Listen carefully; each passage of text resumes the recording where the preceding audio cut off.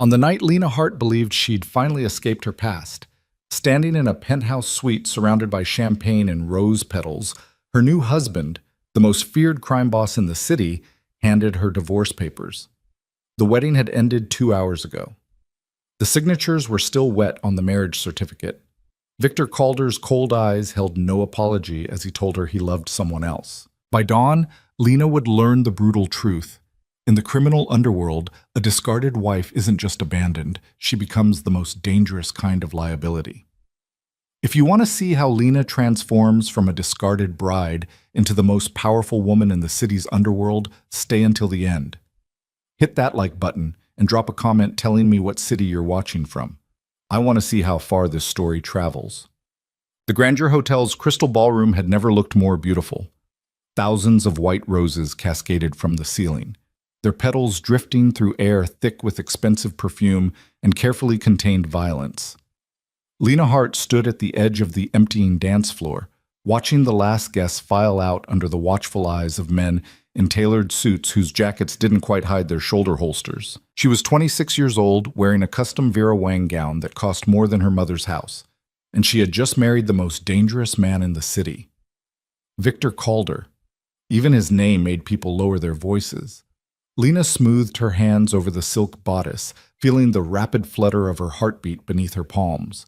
The reception had been flawless, a carefully choreographed performance of power and legitimacy. 400 guests, half of them criminals pretending to be businessmen, the other half businessmen who'd made their fortunes dancing with criminals.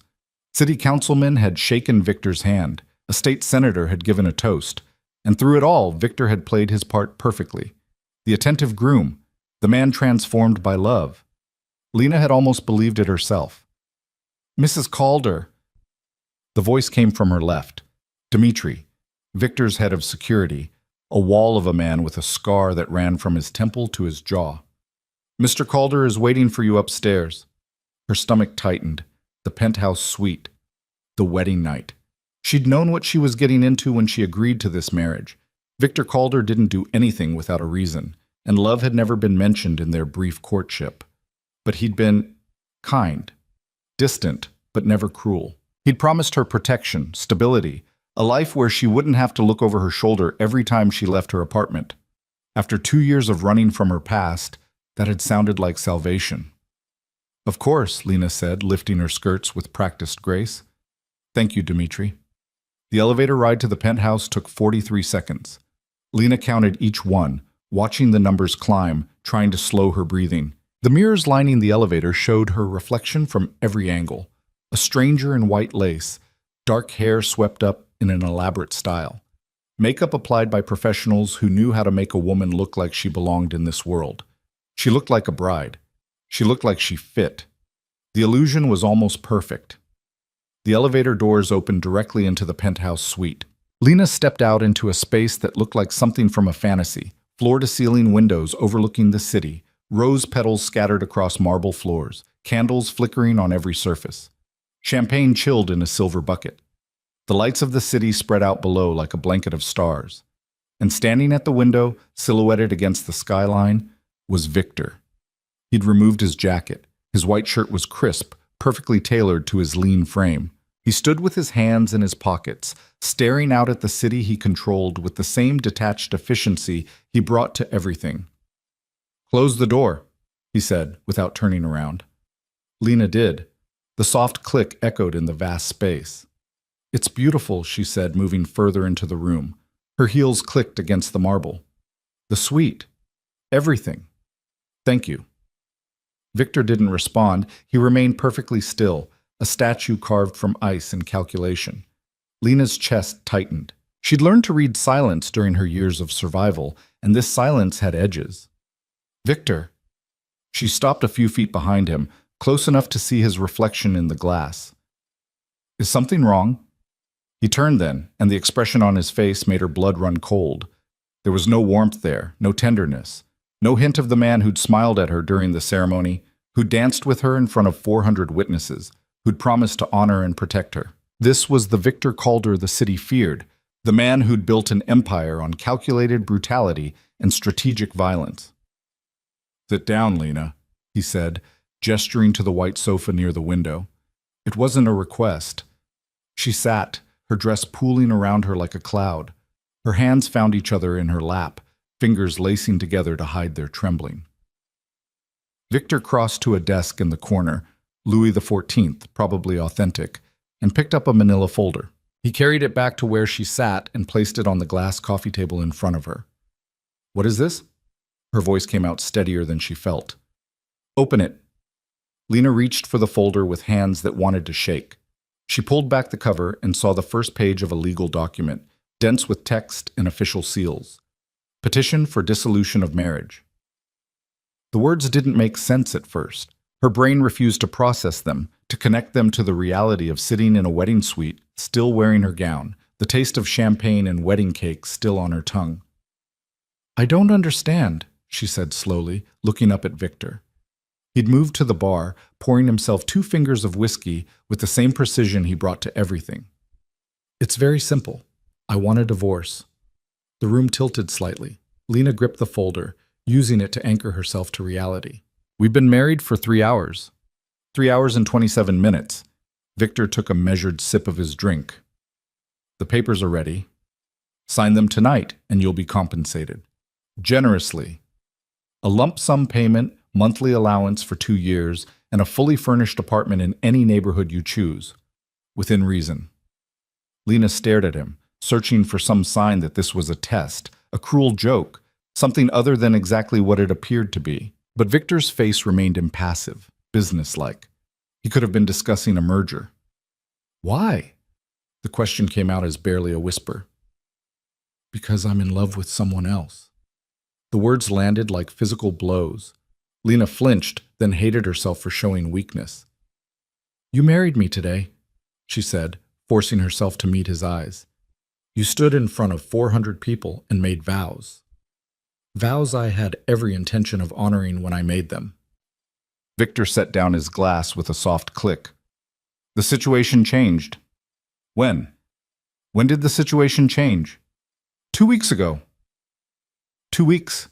Lena's mind raced backward through the past 14 days.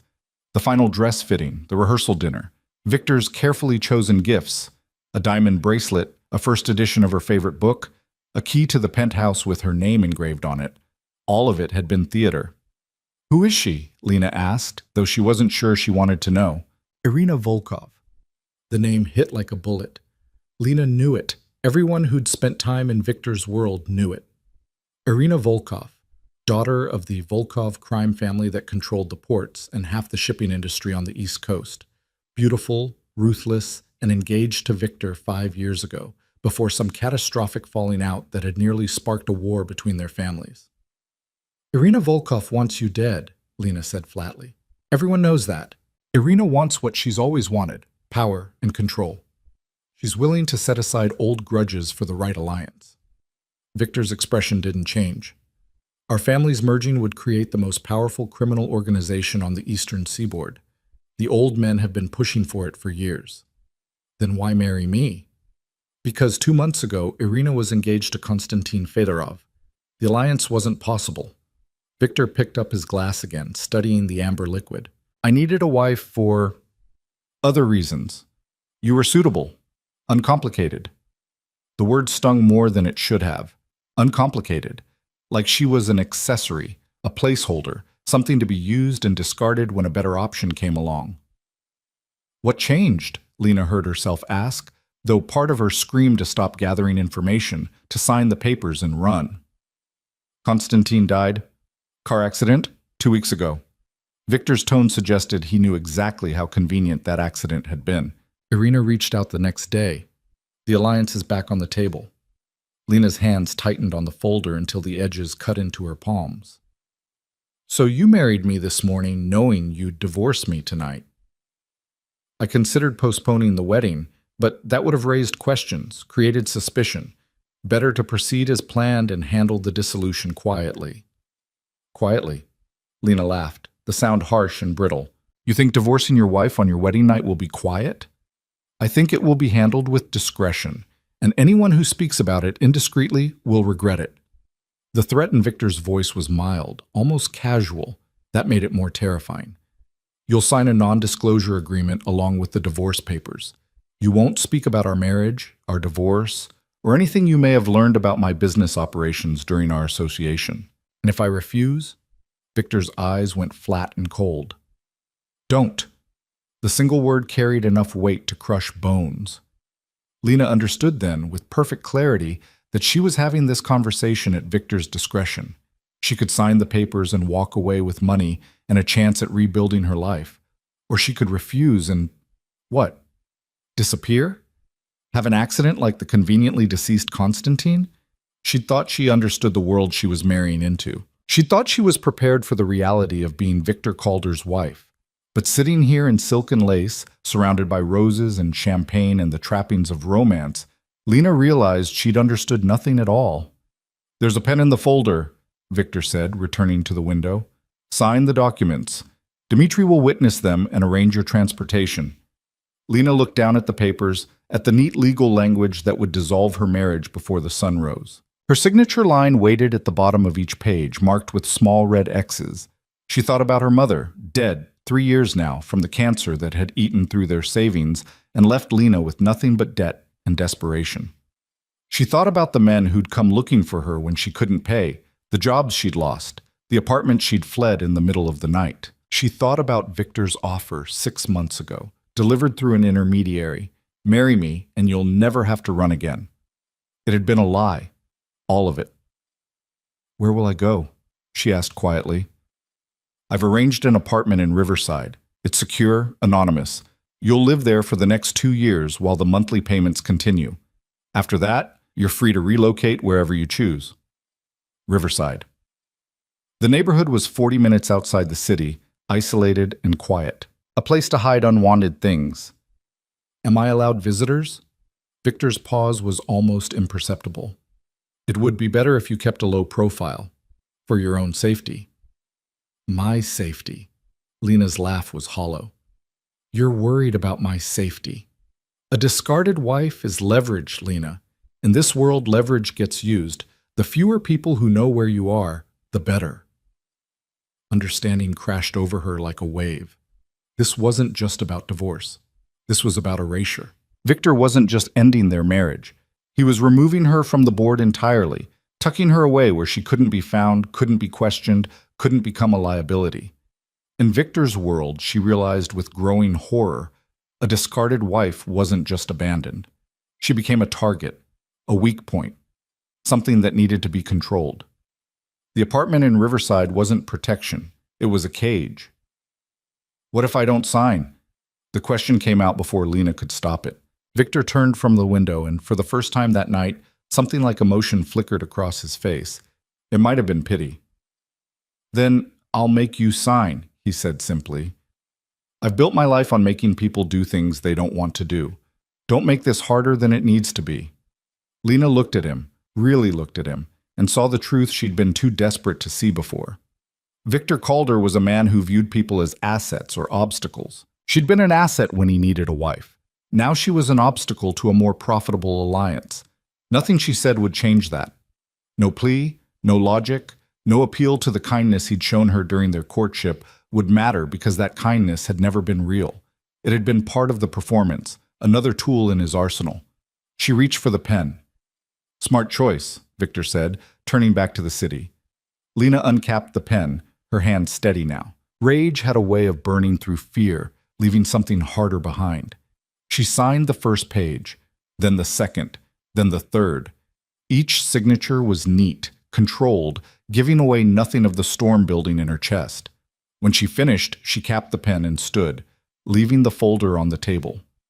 Victor's back was still to her, his attention on the sprawling city below. "I have one question," Lena said. "What?" "Did you ever care about me at all? Even a little?" Victor's shoulders shifted, the only sign he'd heard. When he spoke, his voice was almost gentle. "I cared that you were useful. That's more than most people get." Lena nodded, though he couldn't see her. She smoothed her hands over her dress one last time, feeling the silk and lace that had cost a fortune and meant nothing. "Goodbye, Victor." She walked to the door, her heels clicking against marble, her head high. Behind her, Victor remained at the window, a silhouette against the city lights. He didn't turn around, didn't watch her leave. Why would he? She was already gone in the only way that mattered. The elevator descended in silence. Lena watched the numbers drop, feeling the weight of everything that had just happened pressing down on her shoulders. By the time the doors opened to the lobby, Dmitri was waiting with two other guards and a car idling at the curb. "Mrs. Calder." He still used the title, though it was already meaningless. "Your apartment is ready. We'll take you there now." Lena looked at the car, at the guards, at the lobby that had been filled with flowers and celebration just hours ago. Through the glass doors, she could see the city, vast, indifferent, full of people who had no idea that a woman in a wedding dress had just signed away her life. "Give me a moment," she said. Dmitri's expression suggested that moments were not something she was entitled to, but he stepped back, giving her space. Lena walked to the entrance, pushing through the glass doors into the cool night air. The street was quiet at this hour, the city holding its breath between yesterday and tomorrow. She lifted her face to the sky, searching for stars she knew she wouldn't find. Too much light pollution, too much everything. "Ma'am," Dmitri's voice held a warning. "We need to go." Lena turned and found him standing in the doorway, backlit by the hotel's golden glow. Behind him, the ballroom where she'd gotten married was dark, the roses already starting to wilt. "I'm ready," she said. But she wasn't. Not really. As she walked toward the car, her wedding dress trailing behind her like a ghost, Lena Hart understood that, ready or not, her life had just been reduced to one brutal truth. In Victor Calder's world, she had been useful, and now she was not. The car pulled away from the Grandeur Hotel at 3:47 a.m., carrying Lena toward an anonymous apartment in Riverside where she would wait. For what? She didn't yet know. Behind her, the city glittered with promises it had no intention of keeping. Above her, the sky remained stubbornly empty of stars. And in the penthouse suite she'd occupied for less than an hour, Victor Calder stood at the window with his phone to his ear, already moving on to his next acquisition, his next alliance, his next carefully calculated move in a game where people like Lena were nothing more than pieces to be played and discarded. The only question that mattered now was this: would she stay discarded? Or would she find a way to become something Victor Calder had never anticipated? Something he couldn't control, couldn't predict, couldn't simply remove from the board when she became inconvenient? In the back seat of the car, Lena stared at her reflection in the window and felt something cold and hard crystallizing in her chest. Not quite anger, not quite grief. Something sharper, more dangerous. The beginning of resolve. The apartment in Riverside was exactly what Victor had promised. Secure, anonymous, and utterly soulless. Lena stood in the center of the living room as dawn broke over the city, still wearing her wedding dress, and surveyed her new prison. Beige walls, beige carpet, furniture that looked like it had been ordered from a catalog with instructions to select the most forgettable options available. The windows faced a parking lot and a line of identical buildings, each one designed to blend into its surroundings so completely that even the people who lived there would struggle to describe them. Dmitri had delivered her to the door at 4:30, handed her a key and a phone. "New number," he'd explained. The old one was disconnected, and left without another word. The lock had clicked behind him with a finality that made her stomach turn. She'd walked through the space slowly, cataloging the details. Kitchen stocked with basics. Bedroom with a queen bed and empty closet, bathroom with fresh towels and generic toiletries. Everything she might need for basic survival, nothing that suggested anyone actually lived here. On the kitchen counter, she'd found an envelope. Inside, a debit card in her name and a single sheet of paper with typed instructions. Monthly deposit of $5,000 begins on the 1st. Lump sum payment of $100,000 will be transferred within 72 hours. Do not contact Mr. Calder or any of his associates. Do not leave the Riverside area without prior approval. Do not discuss your previous relationship with anyone. Violation of these terms will result in immediate termination of all financial support and other consequences. Other consequences. Lena had read the words 3 times before folding the paper and placing it back in the envelope. The message was clear. She could have money and safety, or she could have freedom, not both. Now, as pale sunlight crept across the beige carpet, Lena reached behind her back and began working the buttons of her wedding dress. There were 47 of them, tiny pearls sewn into silk loops. It took her 20 minutes to undo them all with shaking fingers. When the dress finally pooled at her feet, she stepped out of it and left it there, a puddle of white lace and broken promises in the middle of the living room floor. She walked to the bathroom in her slip and stood under the shower until the water ran cold. The first 3 days passed in a haze. Lena slept in fragments, waking every few hours to the disorienting silence of the apartment.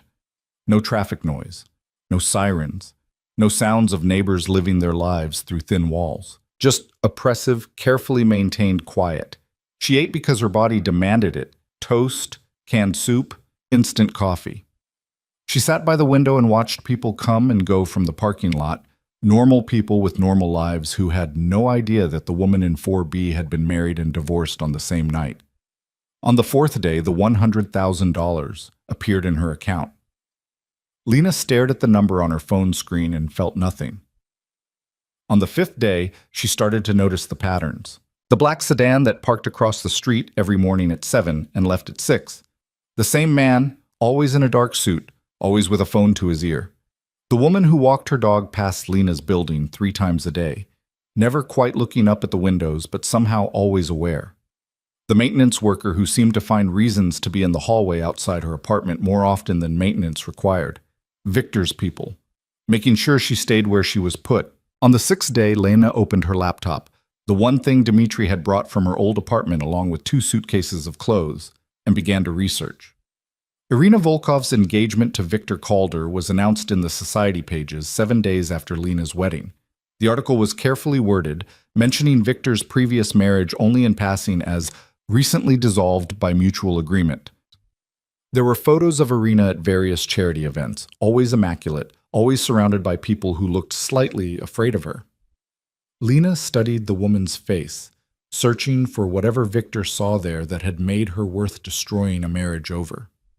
Irina was beautiful in a sharp, calculated way, high cheekbones, ice blue eyes, a smile that never quite reached them. She wore her power like other women wore jewelry, prominently displayed and impossible to ignore. The Volkov family controlled shipping, imports, and a dozen legitimate businesses that served as fronts for less legitimate operations. Irina had taken over as head of the family 3 years ago when her father died. Heart attack, officially, though rumors suggested otherwise.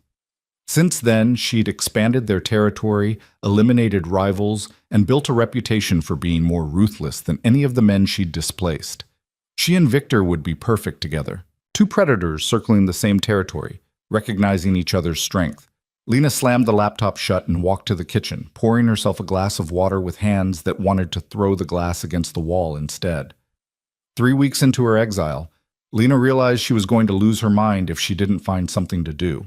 The money Victor had given her was enough to live on, but sitting in the apartment day after day, watching the surveillance rotate shifts, was a different kind of death. She needed work, purpose, something that made her more than a discarded wife hiding in beige anonymity. The problem was that Victor's instructions had been clear.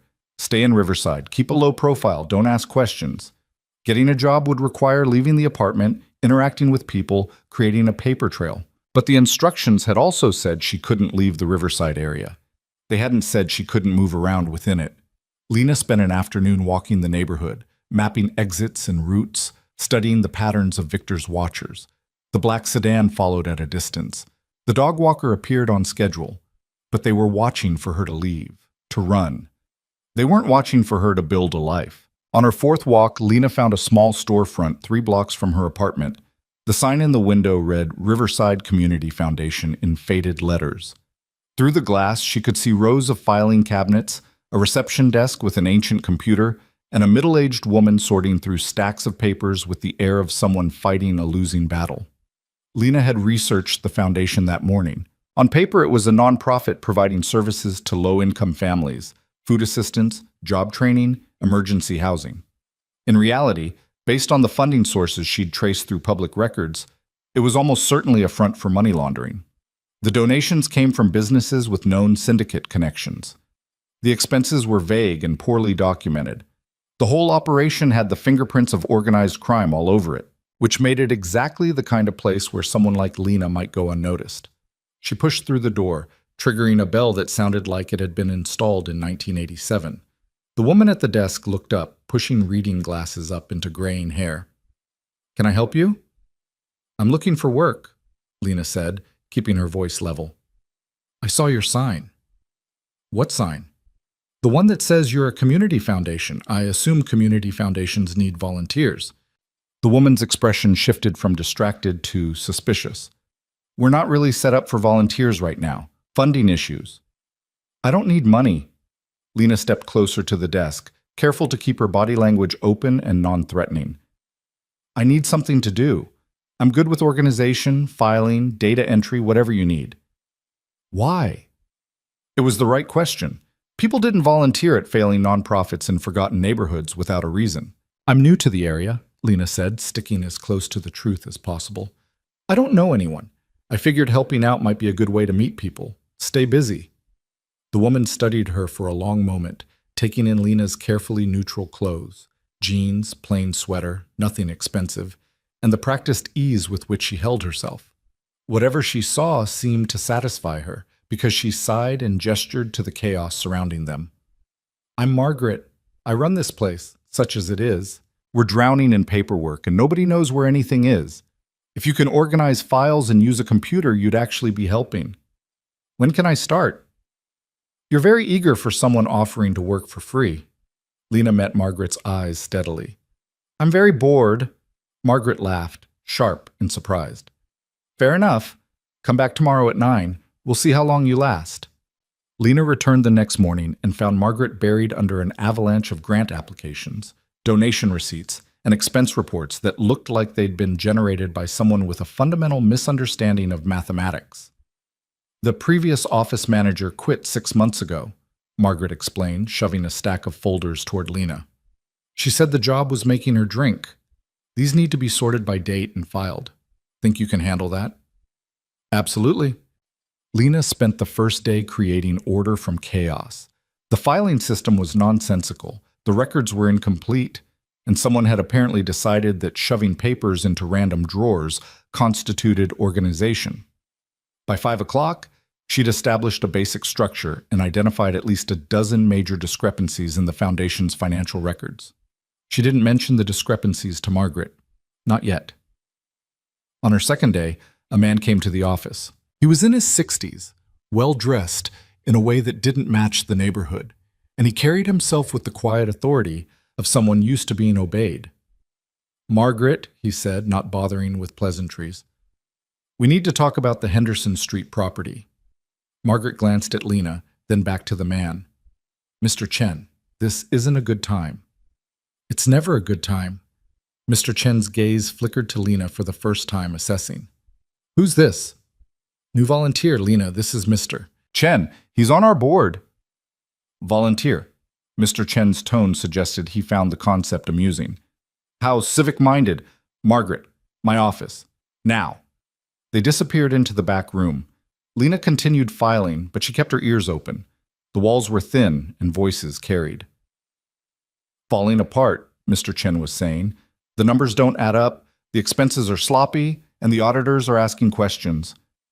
Doing the best I can with what we have. Not good enough. If this operation gets exposed, the rest was too muffled to make out, but Lena had heard enough. The foundation was in trouble. The money laundering operation was drawing attention. Someone higher up the chain was nervous, which meant opportunity. Over the next 2 weeks, Lena made herself indispensable. She reorganized the entire filing system, set up a new database for tracking donations and expenses, and quietly began cleaning up the financial records. She didn't fix the discrepancies. That would have raised questions, but she made them less obvious, buried them in legitimate expenses, smoothed out the rough edges that might catch an auditor's eye. Margaret noticed. You're good at this, she said one afternoon, watching Lena work through a particularly complicated set of books. Really good. Where'd you learn accounting? Community college, Lena lied smoothly. I was working toward a degree before life got complicated. Life has a way of doing that. Margaret hesitated, then added, Mr. Chen was impressed with the new filing system. He asked about you. Lena kept her expression neutral. What did you tell him? That you're a volunteer who needed something to do. He said he might have a paid position for someone with your skills. Would you be interested? Every instinct Lena had screamed caution. Getting deeper into a syndicate operation was dangerous, possibly suicidal. Victor's people were still watching her apartment. If they reported back that she was working for another organization with criminal connections, but sitting in her beige prison waiting for 2 years to pass wasn't survival. It was slow death. "I'd be interested," Lena said. 3 days later, Mr. Chen summoned her to his office. It wasn't at the foundation. The address he provided was in the business district, a sleek high-rise that housed legitimate consulting firms and law offices. Chen Enterprises occupied the 15th floor, all glass and chrome and carefully curated art. Mr. Chen's personal office looked out over the city. He sat behind a desk that probably cost more than Lena's yearly allowance and gestured for her to take a seat across from him. "Margaret speaks highly of you," he said without preamble. "Says you turned their disaster of a filing system into something functional in less than 2 weeks. It wasn't that difficult, just time-consuming." Don't be modest. I've seen the before and after. What you did requires skill and attention to detail. He leaned back in his chair, studying her. "Margaret also says you don't ask questions. That's a valuable trait." Lena said nothing. Silence, she'd learned, was often the smartest response. "I have several businesses," Mr. Chen continued, "some more visible than others. They all require careful management, discreet record-keeping, and people who understand that certain details are best kept private. I'm looking for someone to help restructure my operations, improve efficiency, and make sure everything appears appropriate. You want me to make your businesses look legitimate." Mr. Chen smiled. It didn't reach his eyes. "I want you to ensure my businesses operate smoothly and in compliance with all relevant regulations. What you choose to infer beyond that is your own business." Lena considered the offer. Mr. Chen was clearly connected to the same criminal networks that Victor controlled, but he operated in different territory, different specialties. Taking a job with him wasn't technically violating Victor's orders. She wasn't contacting Victor or his direct associates, and she wasn't leaving Riverside. But it was walking a very thin line. "What's the pay?" she asked. $75,000 a year to start. More if you prove yourself valuable. More than Victor was giving her. Enough to matter. "When do I start?" "Tomorrow, 9 a.m. Margaret will give you the details." Mr. Chen stood, signaling the end of the meeting. "One more thing, Lena. The people I work with value loyalty and discretion above everything else. Betrayal has consequences. Understand?" "I understand." "Good. I think we'll work well together." Lena started her new position the next morning. The work was exactly what she'd expected, taking messy financial records from various businesses and making them look clean, legitimate, defensible under scrutiny. Import companies that dealt in more than the declared goods. Restaurants that reported half their actual revenue. Construction firms that employed workers who didn't exist on paper and paid them with cash that came from nowhere official. It was all illegal, all dangerous. And Lena was brilliant at it. She'd spent years watching her mother navigate the edges of poverty, stretching every dollar, finding loopholes in assistance programs, making their meager resources go further through sheer force of will in creative accounting. She'd learned to see patterns, to understand systems, to find the spaces between rules where survival lived. Now she applied those skills to Mr. Chen's empire and watched his operations become smoother, cleaner, harder to catch. Mr. Chen noticed. Within a month, he'd given her access to more sensitive operations. Within 2, he was asking her opinion on expansion strategies. "You have a gift for this," he told her one afternoon, reviewing her proposal for restructuring his waterfront holdings. "Most people in this business think in terms of force and intimidation. You think in terms of structure and sustainability. It's refreshing." "Force and intimidation have their place," Lena said carefully, "but they're expensive, inefficient, drawing attention." "Exactly." Mr. Chen set down the proposal and looked at her directly. "Where did you come from, Lena? You show up in Riverside out of nowhere, no background I can verify, no connections anyone can trace, and within 2 months you're restructuring my entire operation. Who are you?" Lena had prepared for this question. "I'm someone who needed to disappear and start over. The details don't matter. What matters is that I'm good at what I do, and I don't have any loyalties that would conflict with working for you." It wasn't quite a lie. She didn't have loyalties anymore. Victor had made sure of that. Mr. Chen studied her for a long moment, then nodded. Fair enough. Everyone has a past. As long as yours doesn't become my problem, we're fine. It won't. But even as Lena said it, she knew it was a promise she might not be able to keep. 3 months after her wedding night, Lena sat in her apartment. Still beige, still soulless, but somehow less oppressive now that it wasn't her entire world, and reviewed the day's work on her laptop. She'd restructured 3 more of Mr. Chen's operations, identified inefficiencies that were costing him hundreds of thousands annually, and proposed solutions that would increase profit margins while reducing legal exposure. Her phone buzzed. A text from an unknown number. You've been busy. Lena's blood went cold. She stared at the message, trying to decide if responding was smart or suicidal. Before she could decide, another message appeared. Don't worry, I'm not one of Victor's people, but I am interested in what you're doing. We should talk. Tomorrow, 2 p.m., Riverside Park. Come alone. Lena's first instinct was to delete the messages and pretend they'd never arrived. Her second was to tell Mr. Chen he had a security leak. Her third, the one that won, was to show up at the meeting and find out who was watching her closely enough to know what she'd been doing. She arrived at Riverside Park 15 minutes early, scoping out exits and sightlines. The park was small, unremarkable, mostly empty on a Tuesday afternoon. A few mothers with strollers, an elderly man feeding pigeons, no one who looked like syndicate muscle. At exactly 2 p.m., a man sat down on the bench beside her. He was younger than she'd expected, mid-30s maybe, with dark hair and the kind of calm, controlled presence that suggested he was very good at violence, but rarely needed to use it. He wore an expensive suit like it was casual clothing and carried no visible weapons, which probably meant they were very well concealed. Lena Hart, he said, not looking at her. Or should I say, Lena Calder. Though I suppose that name didn't last long. Lena's jaw tightened. Who are you? Gideon Cross? I work for people who are very interested in Mr. Chen's recent improvements in operational efficiency. He finally turned to look at her, dark eyes assessing.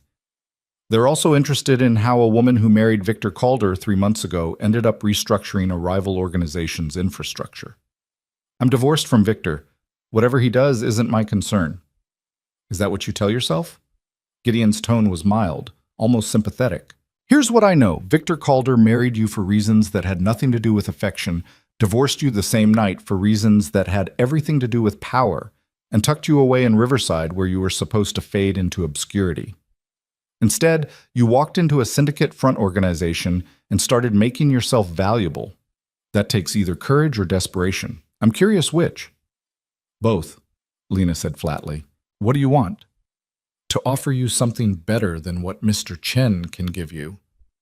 I'm not interested in switching employers. I'm not offering you a job. I'm offering you a choice. Gideon leaned back on the bench, utterly relaxed despite discussing criminal enterprises in a public park. The people I represent control interests that make Mr. Chen look like a corner store operation. They're always looking for talent, especially talent with strategic thinking and no obvious loyalties. You've proven you have both.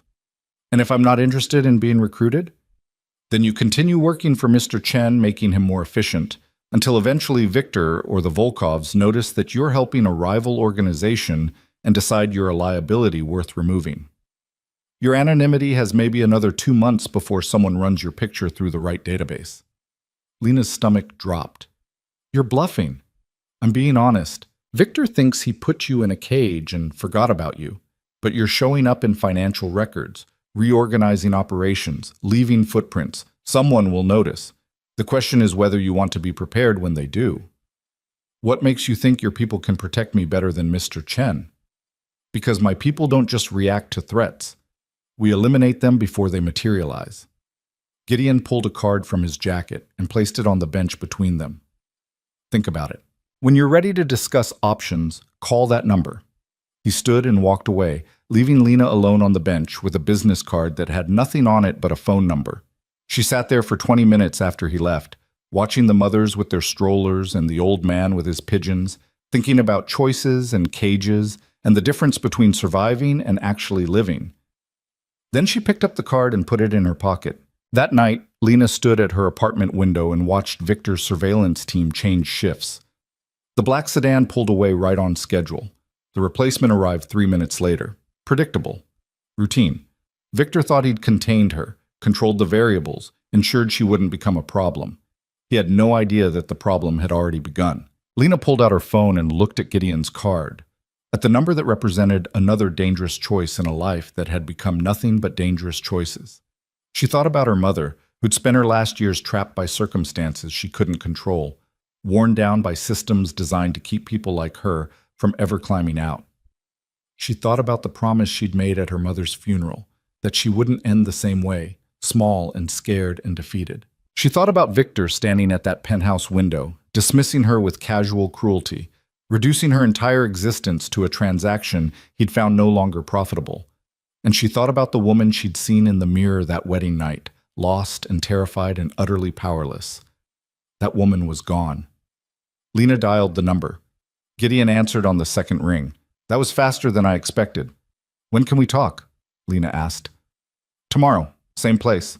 But this time, we'll discuss what you're really worth. The call ended. Lena set down the phone and turned back to the window. Watching the city spread out before her like a game board, she was just beginning to understand how to play. Victor had taught her an important lesson, even if he didn't know it. In this world, people were only as valuable as their usefulness. She just needed to make sure she became useful to someone who wouldn't throw her away when a better option came along. Or better yet, become so valuable that throwing her away would cost more than keeping her. The surveillance car sat in the parking lot, watching an empty apartment, reporting back that everything was normal. The discarded wife was staying where she belonged. They had no idea that normal had ended the moment Lena decided she was done being discarded. Gideon Cross didn't meet her at the park the next day. Instead, he sent a car, sleek, black, completely unremarkable, except for the driver who moved with military precision and didn't ask questions when Lena climbed into the back seat. They drove for 40 minutes, leaving Riverside behind and heading into the city proper. Lena watched Victor's surveillance team scramble to follow, saw them lose the tail in downtown traffic, and felt a small surge of satisfaction at their confusion. By the time the car pulled into an underground garage beneath a glass tower in the financial district, she'd counted at least 3 different counter-surveillance maneuvers. Whoever Gideon worked for took security seriously. The elevator required a keycard and biometric scan. It rose smoothly to the 42nd floor and opened directly into an office that made Mr. Chen's setup look like amateur hour. Floor-to-ceiling windows offered a view of the entire city. The furniture was modern, expensive, chosen by someone who understood that power didn't need to announce itself. Everything in the space whispered control. Gideon stood at the window, hands in his pockets, watching the city like he owned it. He turned when Lena stepped out of the elevator. "Welcome," he said. "Can I offer you something? Coffee? Water?" "Answers," Lena replied, "starting with who you actually work for." Gideon's mouth curved in what might have been approval. "Direct. I appreciate that. Please, sit." Lena took one of the chairs facing the window, positioning herself so she could see both Gideon and the door. Old habits from dangerous times. "The organization I represent doesn't have a name you'd recognize," Gideon began, settling into the chair across from her. "We prefer it that way. What you need to know is that we coordinate interests across multiple territories, multiple specialties. Think of us as the structure that keeps smaller operations from destroying each other." "You're the council," Lena said quietly. "The ones who mediate disputes, set territory boundaries, maintain order." Gideon's expression didn't change, but something shifted in his eyes. "You've done your research." "I pay attention. Mr. Chen answers to someone. Victor answers to someone. All the families and organizations answer to someone, or the city would be a war zone." Lena leaned back in her chair, projecting calm she didn't quite feel. "You're the someone." "We're part of the someone, yes. And we've been watching you since you walked into Margaret's office 3 months ago. You're either remarkably brave or remarkably foolish, and we needed to determine which."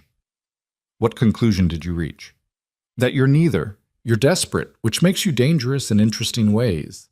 Gideon crossed one leg over the other, completely at ease. "Victor Calder married you, discarded you, and thought he'd neutralized any risk you represented. Instead, you landed in the middle of a syndicate operation and started making improvements that caught our attention. That suggests either suicide by stupidity or calculated risk. Given the precision of your work at the Foundation, I'm betting on the latter. Lena said nothing. Let him talk. Let him reveal what he wanted before she committed to anything. Mr. Chen's operations have been problematic for years, Gideon continued. Sloppy accounting, inefficient structure, constant exposure risk. We've considered replacing him, but he has connections, history, loyalty from people who matter. Then you show up and start fixing everything he's been too stubborn or incompetent to address himself. So you want me to keep working for Chen, make him useful to you? No. We want you to work for us directly. Chen is a single operation. We oversee dozens. What you did for him in 3 months, we need you to do across the entire network. Lena's heart rate kicked up, but she kept her voice steady. That's a significant promotion from filing paperwork in Riverside. You're capable of significantly more than filing paperwork. We both know that. Gideon pulled out a tablet and slid it across the glass table between them. These are some of our current operations. Take a look. Lena picked up the tablet and began scrolling through the files. Import businesses, shipping companies, real estate holdings, investment firms. Each one had financial records attached, and each one was a mess. Overcomplicated structures designed to hide illegal activity, but so poorly executed that they practically highlighted the crimes instead of concealing them. This is amateur work, she said after several minutes of review. Exactly. Most of these operations are run by people who understand violence and intimidation, but have no concept of sustainable business practices. They make money, but they're inefficient, exposed, constantly vulnerable to law enforcement or rival takeovers. You want me to clean this up, make it sustainable. We want you to rebuild it from the foundation, strip away the rot, establish proper structures, create systems that can survive scrutiny and expansion. Gideon leaned forward slightly. In short, we want you to do what you were clearly trained to do before your life fell apart. Lena looked up sharply. What do you know about my life before Victor? Enough. Columbia University, economics degree, top of your class, job offers from 3 investment banks and a consulting firm. Then your mother got sick, medical bills destroyed your finances, you dropped out to take care of her, and when she died, you were left with debt and no way to pay it. Victor's people found you working 2 jobs and barely surviving, saw someone intelligent and desperate, and made you an offer. Gideon's expression softened fractionally. You thought marriage would save you. Instead, it taught you that salvation isn't real, only leverage. The casual recitation of her history, facts she'd never told anyone, details that should have been buried, made Lena's skin crawl. You've been investigating me. We investigate everyone we consider recruiting. Your background is actually one of your strongest assets. You understand legitimate business structures, you have formal training, and you've survived circumstances that would have broken most people. That combination is valuable. And what makes you think I won't take your offer and immediately sell your information to the highest bidder? Gideon smiled.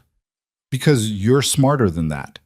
Betraying us would make you rich for approximately 48 hours before you disappeared. And because I think you understand something important. Right now, you're surviving. Working for us, you could actually build something. Power, security, a life that isn't defined by what Victor Calder decided to throw away. The words landed harder than Lena wanted to admit.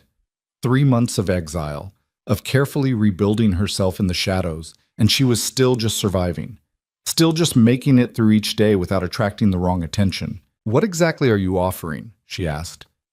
Position as strategic operations consultant. You'd work directly with me, reporting to the council. Your job would be to assess operations, identify inefficiencies and vulnerabilities, propose restructuring plans, and oversee implementation. Starting salary is $200,000 annually, plus performance bonuses. We'd relocate you to a secure location of your choosing within the city, provide security, and ensure Victor and his associates understand that interfering with you would have consequences. $200,000, more money than Lena had ever imagined earning, more than her mother had made in 5 years of working herself to death. There's a catch, she said. There's always a catch. The catch is that once you're in, you're in. We don't offer retirement packages or exit strategies. You become part of the structure. and the structure protects itself. You'd have access to information that could destroy powerful people, which means those people need to trust that you won't use it against them. You're asking me to commit to a life of crime with no way out. I'm offering you a life of strategy and structure with the backing of people who can actually protect you. What you choose to call it is your business. Gideon stood and walked to the window, hands clasped behind his back. I know you're afraid. You should be. This isn't a small decision. But ask yourself what your alternative is. Stay with Chen until someone notices you? Go back to hiding in Riverside? Try to disappear again and hope Victor doesn't decide you're too much of a risk to leave alive? Lena stared at the tablet, at the disaster of financial records that represented millions of dollars moving through illegal channels. She thought about the skills she'd buried when her mother got sick, the future she'd abandoned because survival took precedence over ambition.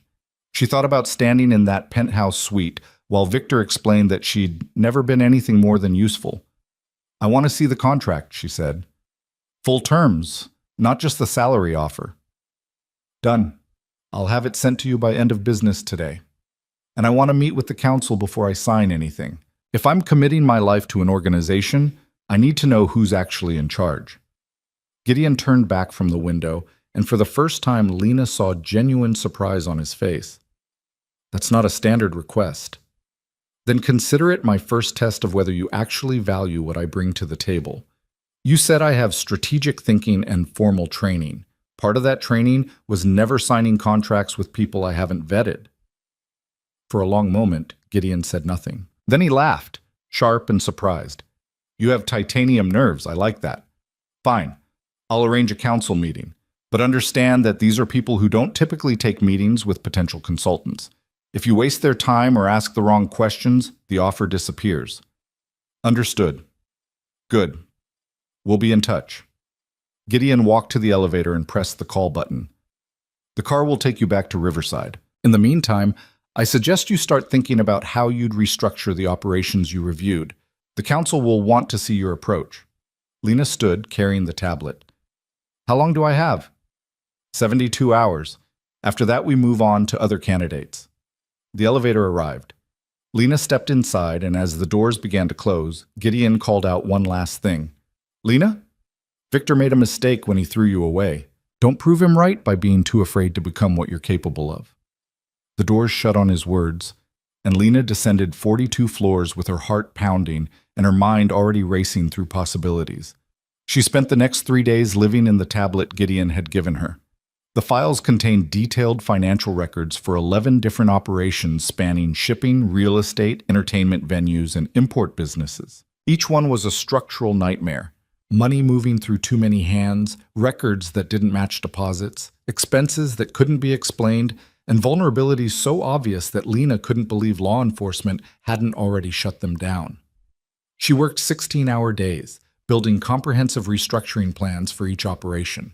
She identified redundancies, proposed consolidations, created legitimate business frameworks that could absorb illegal profits without raising red flags. She built organizational charts showing proper reporting structures, designed accounting systems that would pass external audits, and calculated projected efficiency gains and risk reductions.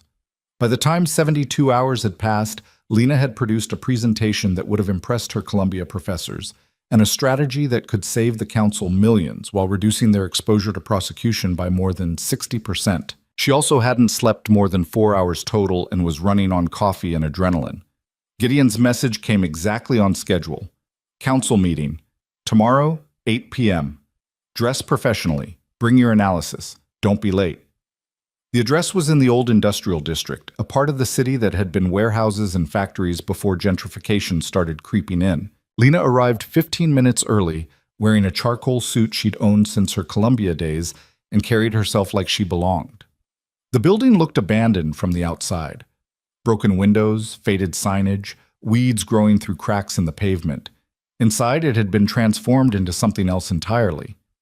Polished floors, exposed brick, lighting that probably cost more than most people's cars. The space had the feel of a private club, exclusive and deliberately hidden. Gideon met her at the door. You came prepared. Lena held up the leather portfolio containing her presentation. You said not to waste their time. Come on, they're waiting. He led her through a series of corridors to a conference room at the center of the building. The space was windowless, soundproofed, designed for conversations that couldn't be overheard. A long table dominated the room, and seated around it were 6 people who looked like they could have been discussing corporate mergers instead of criminal enterprises. 3 men, 3 women, ages ranging from 40s to 70s. Each one watched Lena enter with the focused attention of predators evaluating potential prey. "Counsel," Gideon said. "This is Lena Hart. Lena, the counsel."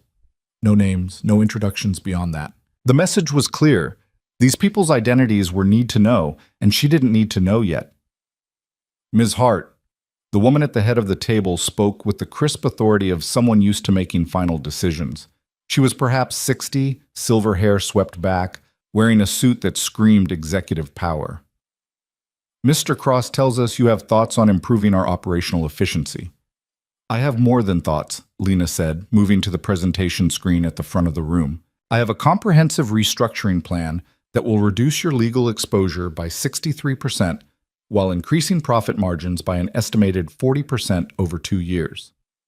One of the men, younger, maybe late 40s, with the hard eyes of someone who'd seen violence up close, leaned back in his chair.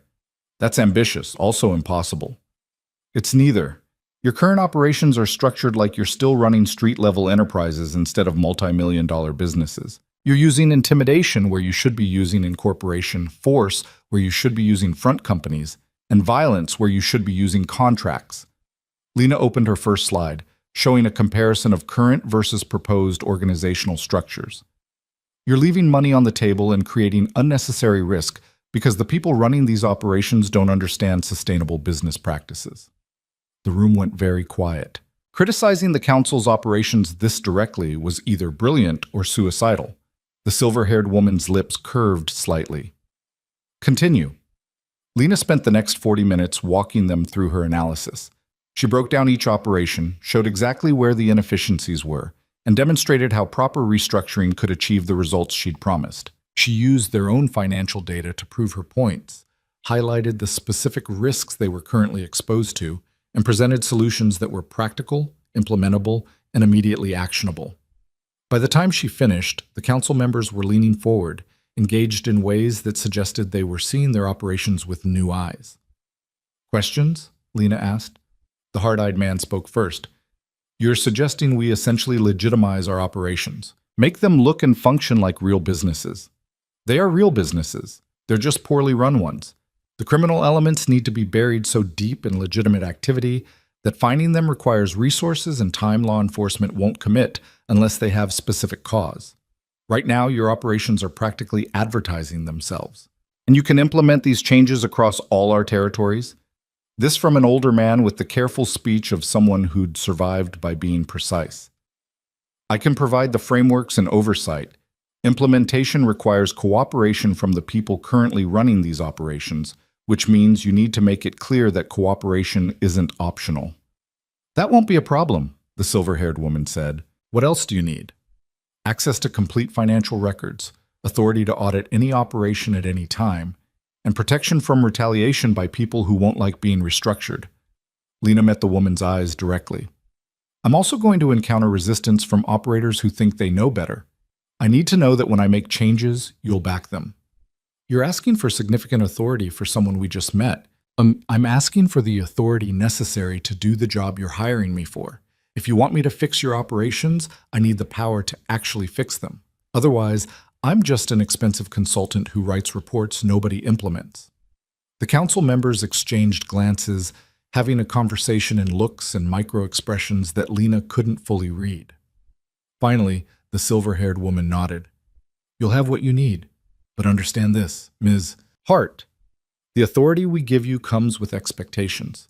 Succeed, and you'll have more power and resources than you've probably imagined. Fail, and you become a liability we can't afford to keep." "I understand." "Do you? Because in your previous life, failure meant losing a job or a grade. Here, failure means disappearing. We need to know you can handle that pressure." Lena thought about the night Victor had handed her divorce papers, about 3 months of rebuilding herself from nothing, about every moment since her mother died when failure would have meant death or worse. "I've been handling pressure my entire life," she said quietly. "The difference now is that I'm not doing it alone and hoping to survive. I'm doing it with backing and resources, which means I can actually succeed." The silver-haired woman smiled. It was sharp, approving, dangerous. "Mr. Cross, prepare the contracts. Miss Hart, welcome to the organization. Your first assignment is the waterfront shipping operation. It's our biggest exposure risk and our most profitable venture. If you can fix that, you can fix anything." The meeting ended. The council members filed out one by one, some nodding to Lena, others ignoring her entirely.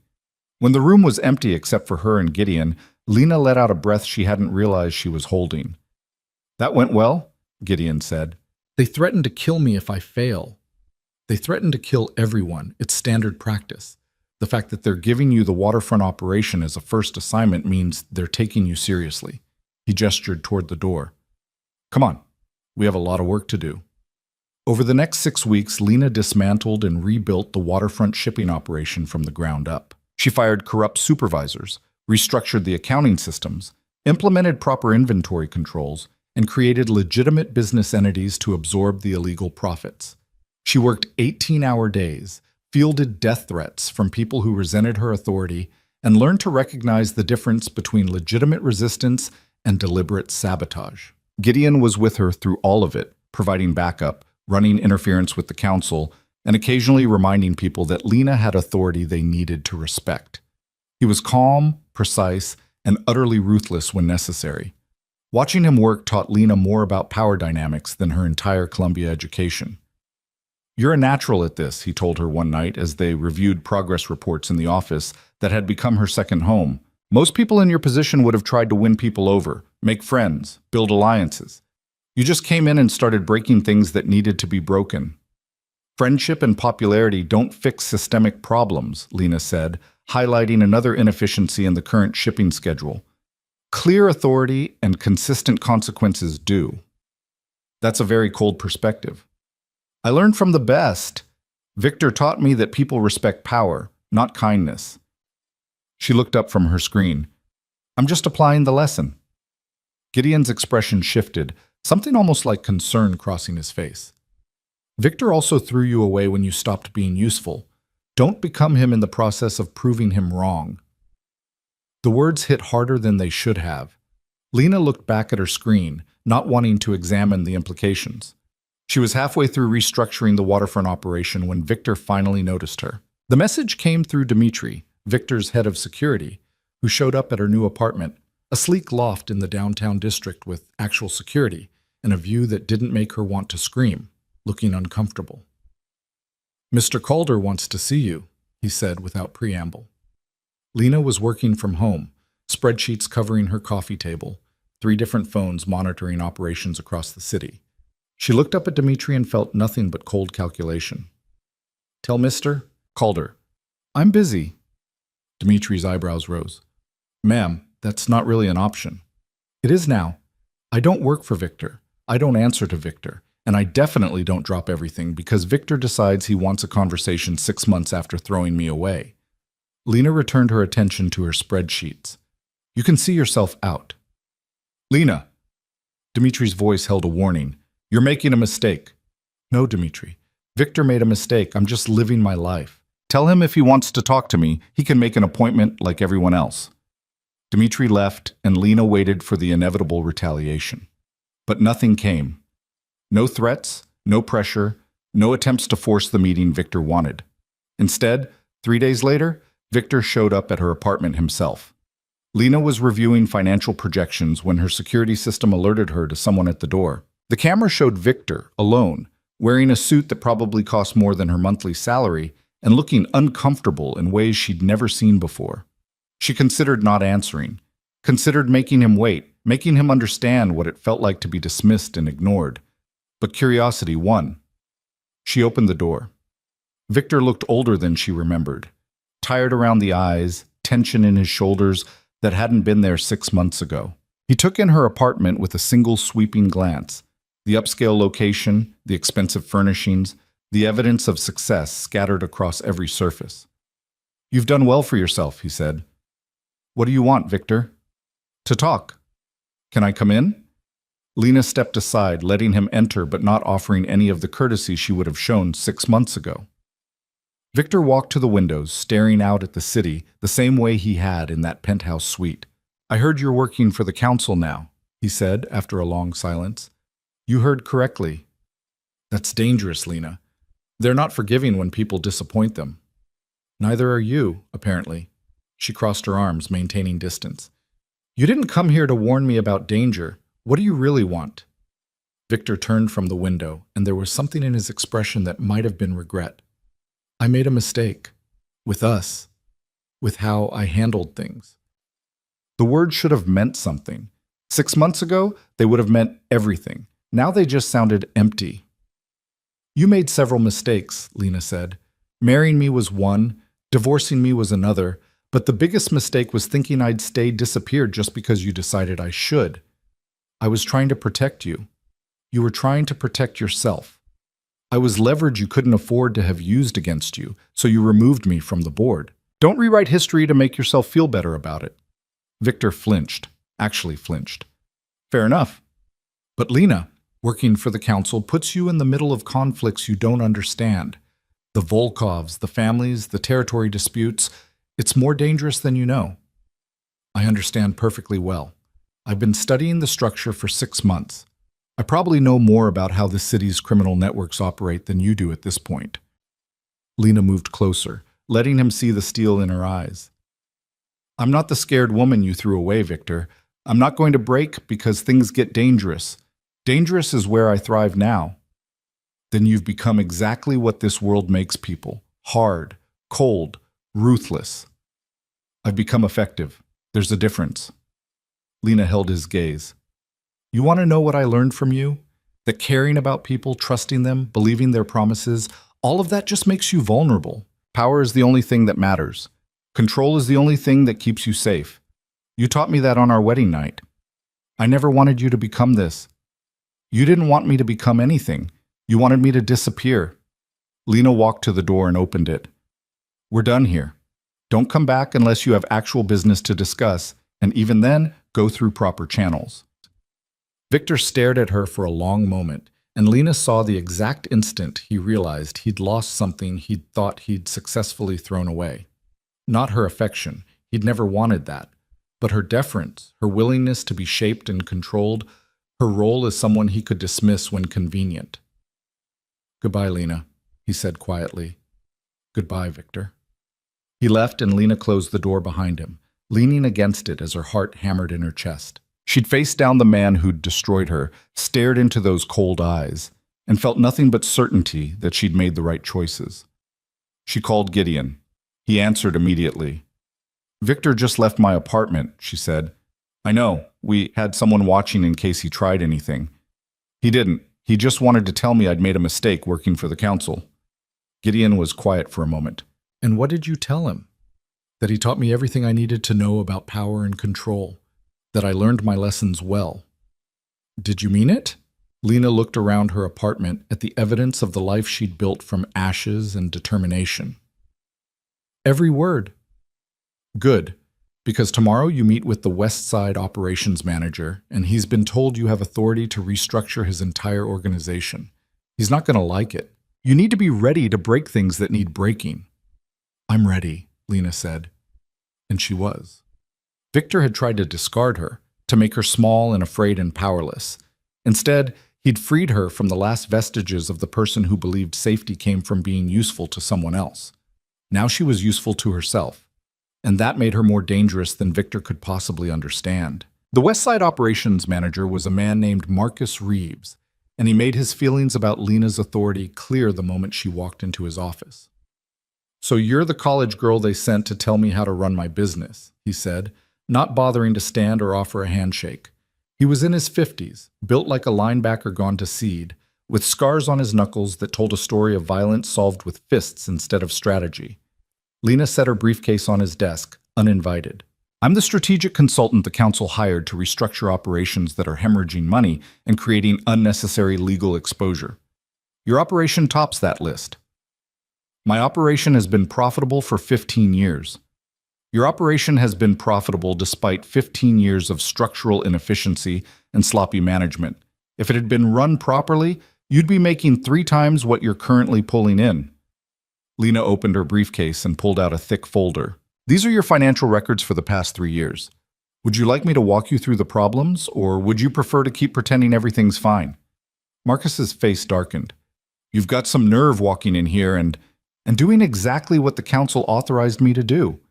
You can cooperate and keep your position, or you can fight me and explain to the council why you're more valuable than the millions of dollars you're currently wasting. Lena met his glare without flinching. Your choice, Marcus, but make it quickly. I have 4 other operations to review this week. The standoff lasted 10 seconds. Then Marcus grabbed the folder with enough force to tear the cover and started reading. Over the next 4 hours, Lena dismantled Marcus's operation piece by piece, showing him exactly where his inefficiencies were and what they were costing. She demonstrated how his distribution network was duplicating efforts, how his accounting practices were creating audit trails that law enforcement could follow, how his personnel decisions were costing them skilled workers while retaining expensive incompetence. Marcus fought her on every point. He had excuses for every problem, justifications for every inefficiency, reasons why things had to be done his way. But Lena had numbers, data, and evidence that cut through his bluster like a blade. By the end of the meeting, Marcus's resistance had shifted from outright hostility to grudging respect. Fine, he said, throwing down the last report. You've made your point. The operation needs work, but I've been running this territory for 15 years. I know the people, the streets, the players. You come in here with your spreadsheets and your Columbia degree. You think you understand how things work, but you don't know this world like I do. You're right, Lena said, surprising him. I don't know this world the way you do, but I know structure, sustainability, and risk management. You keep the relationships and the street knowledge. I provide the framework that makes those assets worth more. We work together, or we both fail. Which is it going to be? Marcus studied her for a long moment, then extended his hand. Together. But if your fancy restructuring destroys what I've built, we're going to have problems. If my restructuring destroys what you've built, it wasn't worth saving in the first place. Lena shook his hand firmly. I'll have the preliminary plan to you by end of week. We start implementation in 2 weeks. She left Marcus's office feeling the exhaustion of 4 hours of combat disguised as business consultation. But she'd won. Another operation brought into line, another piece of the council's empire made more efficient and less vulnerable. Gideon was waiting in the car outside. How did it go? He wanted to throw me out a window for the first hour. By hour 4, we had a working agreement. Lena collapsed into the seat, rubbing her temples. Is it always going to be this hard? Until people learn that fighting you is more expensive than cooperating with you, yes. Gideon pulled the car into traffic. But you handled Marcus better than most consultants would have. You didn't try to make him like you. You just made him understand the math. The math doesn't care about feelings. No, but people do. And you're developing a reputation as someone who doesn't. Gideon glanced at her.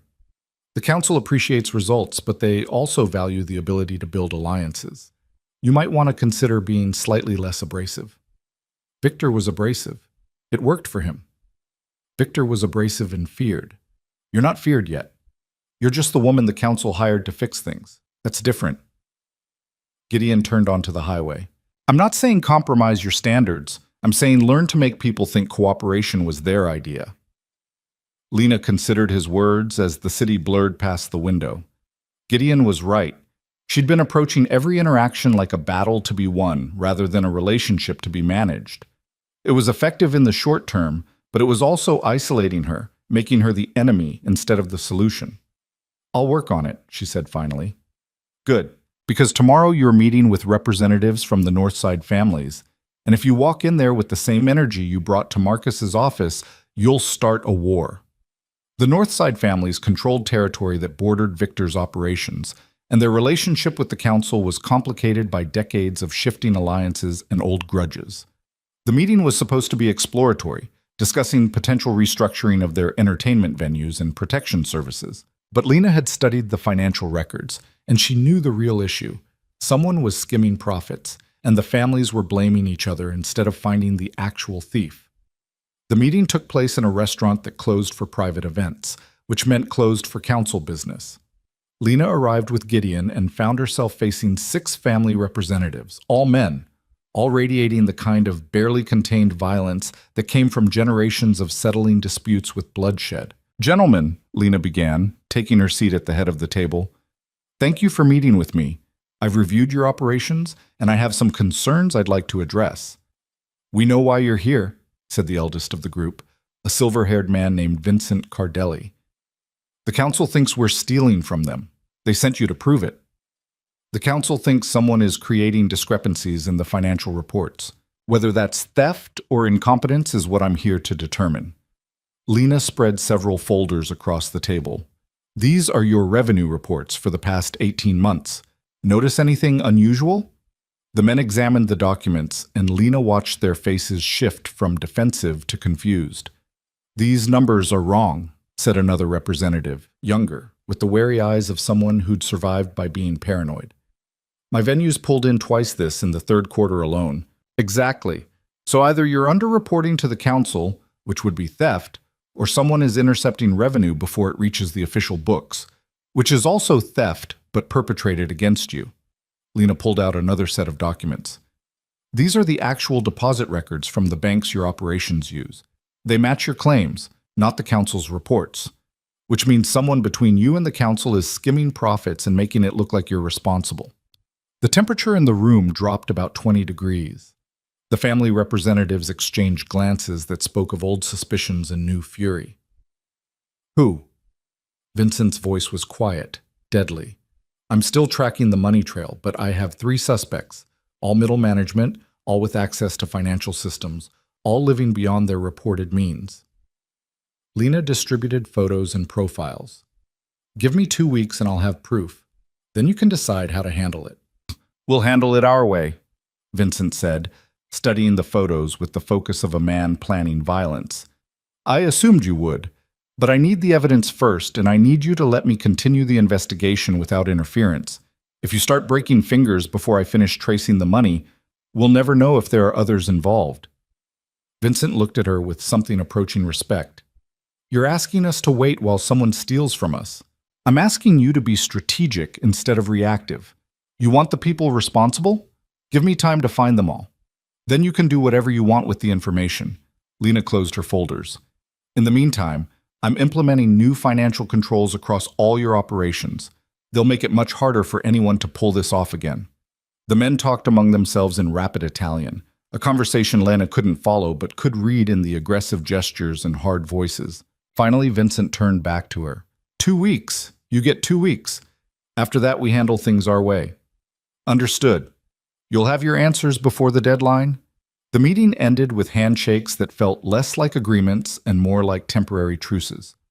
As Lena left the restaurant with Gideon, she could feel the weight of those promises pressing against her shoulders. "You just committed to solving a theft investigation in 2 weeks while running 4 other restructuring operations," Gideon said as they reached the car.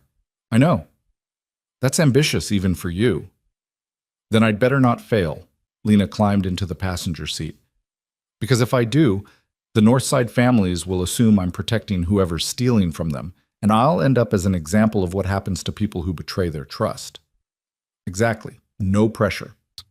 Lena spent the next 10 days working 18-hour stretches, dividing her time between tracking the Northside money trail and managing the ongoing restructuring of Marcus's Westside operations. She followed deposits through shell companies, traced payments through legitimate businesses, and slowly built a picture of how the theft was being executed.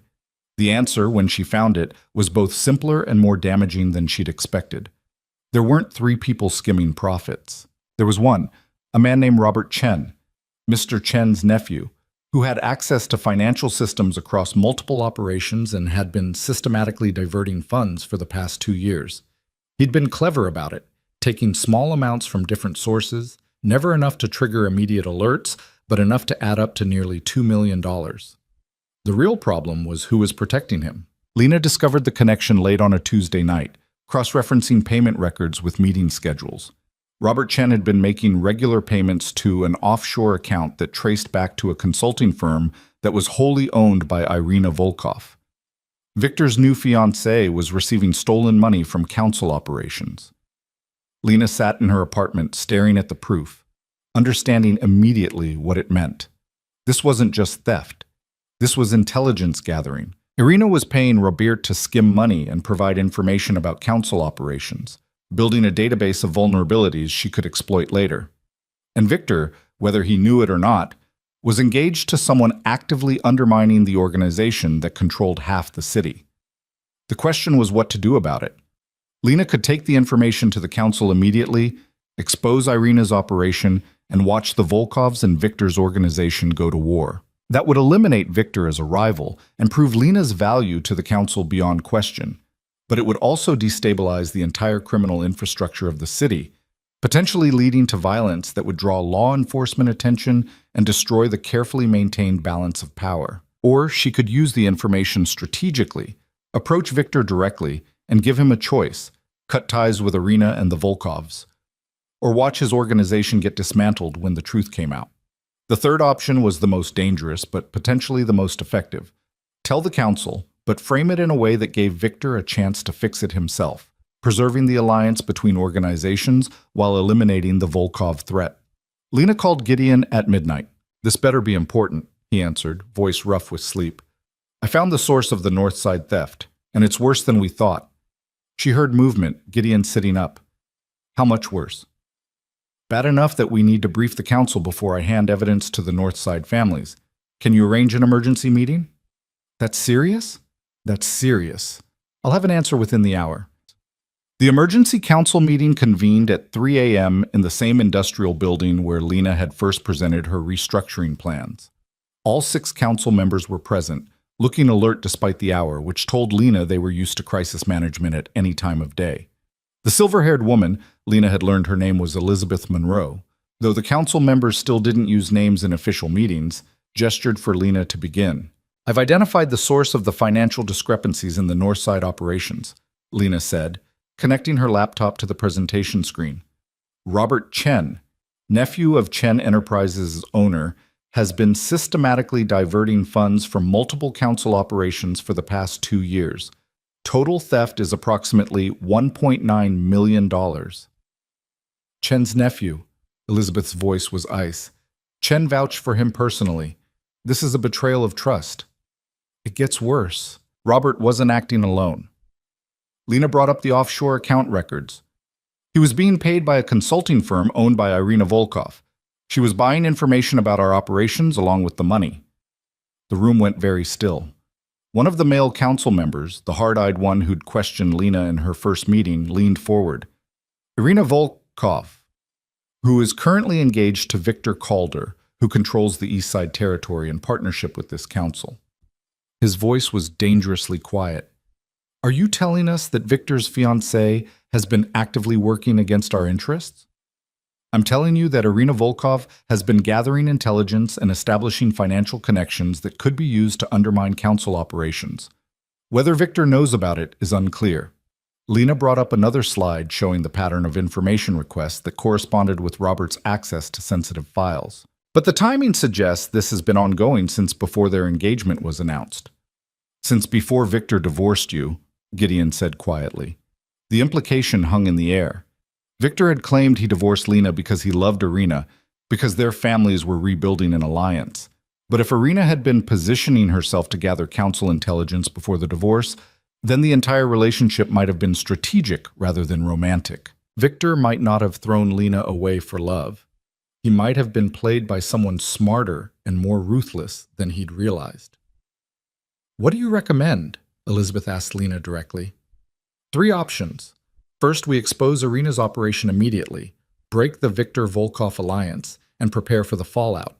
It would demonstrate strength, but destabilize existing agreements. Second, we approach Victor privately, give him proof of what Irina's been doing, and let him handle it. That preserves some stability, but risks Victor choosing Irina over the council. Third, we turn this into an opportunity. We feed false information through the compromised channels, let Irina think she's still gathering intelligence, and use her own operation against her." The council members exchanged glances, that silent communication Lena still couldn't fully read. The third option is risky, said the older man with careful speech. It requires maintaining Robert Chen's access while controlling what he sees. It does. But it also gives us leverage over the Volkovs without triggering open conflict. We can use Irina's intelligence network to feed her whatever we want her to believe. Lena pulled up a strategic diagram showing how information could be controlled and weaponized. The Volkovs make decisions based on bad intelligence, we anticipate their moves, and when the time is right, we expose the whole operation and eliminate their leadership for betraying council trust. That's a long game, Elizabeth said. It requires patience and precision. One mistake, and it falls apart. Yes, but the payoff is eliminating a rival organization without the violence and attention that would come from direct confrontation. The council went silent, considering. Finally, Elizabeth spoke. We'll implement option 3 with modifications. You'll continue tracking the money trail, but you'll work with Gideon to craft the false intelligence we feed through Robert Chen. In the meantime, we need to handle the Northside families. They're expecting answers. I'll give them Robert Chen. He's guilty of theft. They can handle him however they see fit. Lena closed her laptop.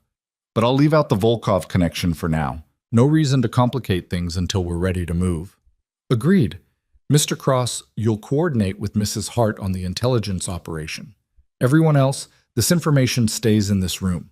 If word gets out before we're ready, whoever leaked it will answer to me personally. Elizabeth stood, signaling the end of the meeting. Ms. Hart, good work. You've identified a threat and provided actionable solutions. That's exactly what we hired you for. The praise should have felt good. Instead, Lena felt the weight of what she'd just set in motion, a long-term manipulation that would require absolute precision and could end with her dead if anything went wrong. She delivered Robert Chen to the Northside families the next day. She didn't ask what they did with him, and they didn't volunteer the information.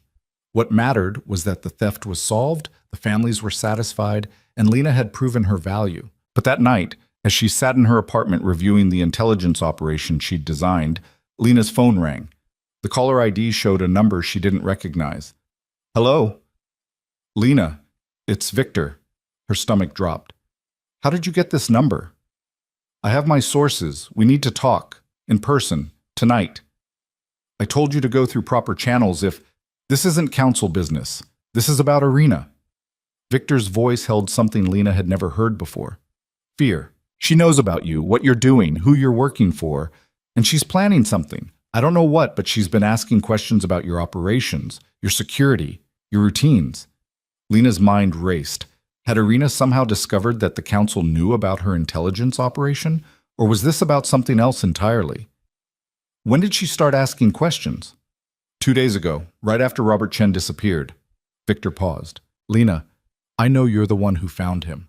I know you gave him to the Northside families. Irina knows too, and she's angry.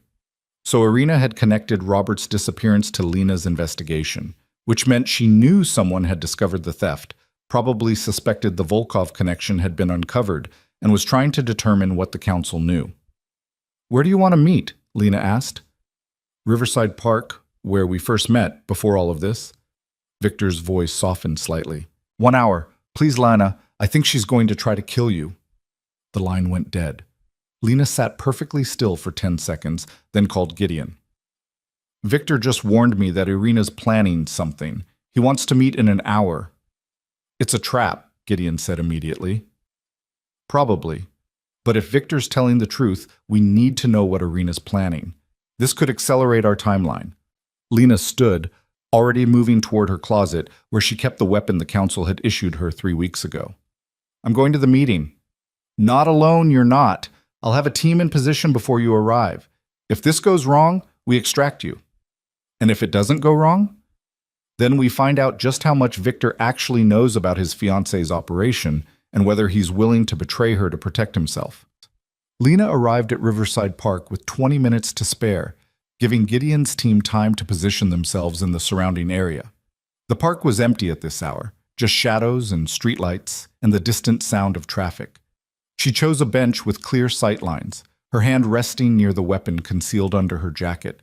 Victor appeared exactly on time, walking alone, hands visible, moving with the careful precision of someone who knew they were being watched. He sat down beside her, maintaining distance. Thank you for coming, he said quietly. You said Irina's planning to kill me. I'd like details. She's been meeting with someone. I don't know who, but they've been discussing your routines, your security protocols, your vulnerabilities. She thinks you're a threat to her plans. Victor turned to look at Lena directly. She also thinks you're investigating something connected to the Volkovs. Is she right? Lena measured her response carefully. What I'm investigating is council business. Why do you care? Because despite everything that happened between us, I don't want you dead.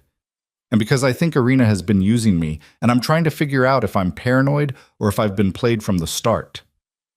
There it was. The crack in Victor's armor, the moment of doubt that Lena could exploit. You weren't paranoid, she said quietly. Irina has been gathering intelligence on council operations for at least 2 years.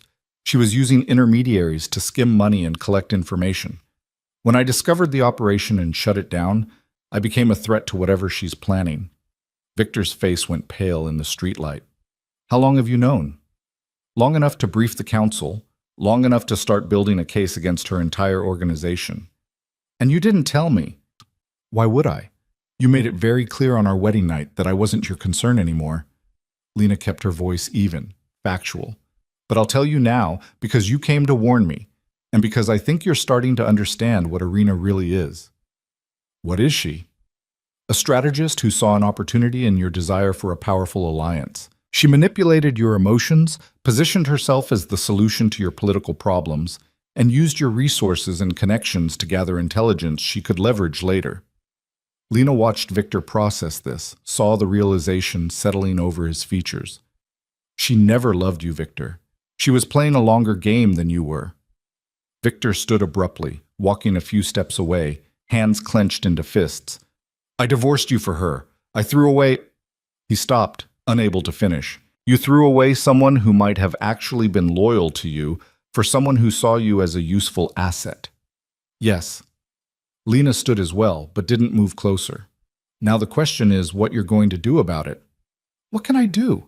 If I break the engagement, the Volkovs will see it as an insult. If I stay with her, I'm partnered with someone actively working against my interests. Victor turned back to her, and in his eyes, Lena saw something she'd never expected to see from him. Helplessness. I'm trapped. Then get untrapped.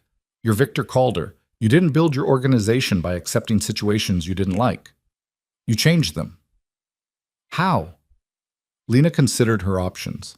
Victor was valuable. He controlled significant territory, had loyal people, and represented a stabilizing force in the criminal landscape.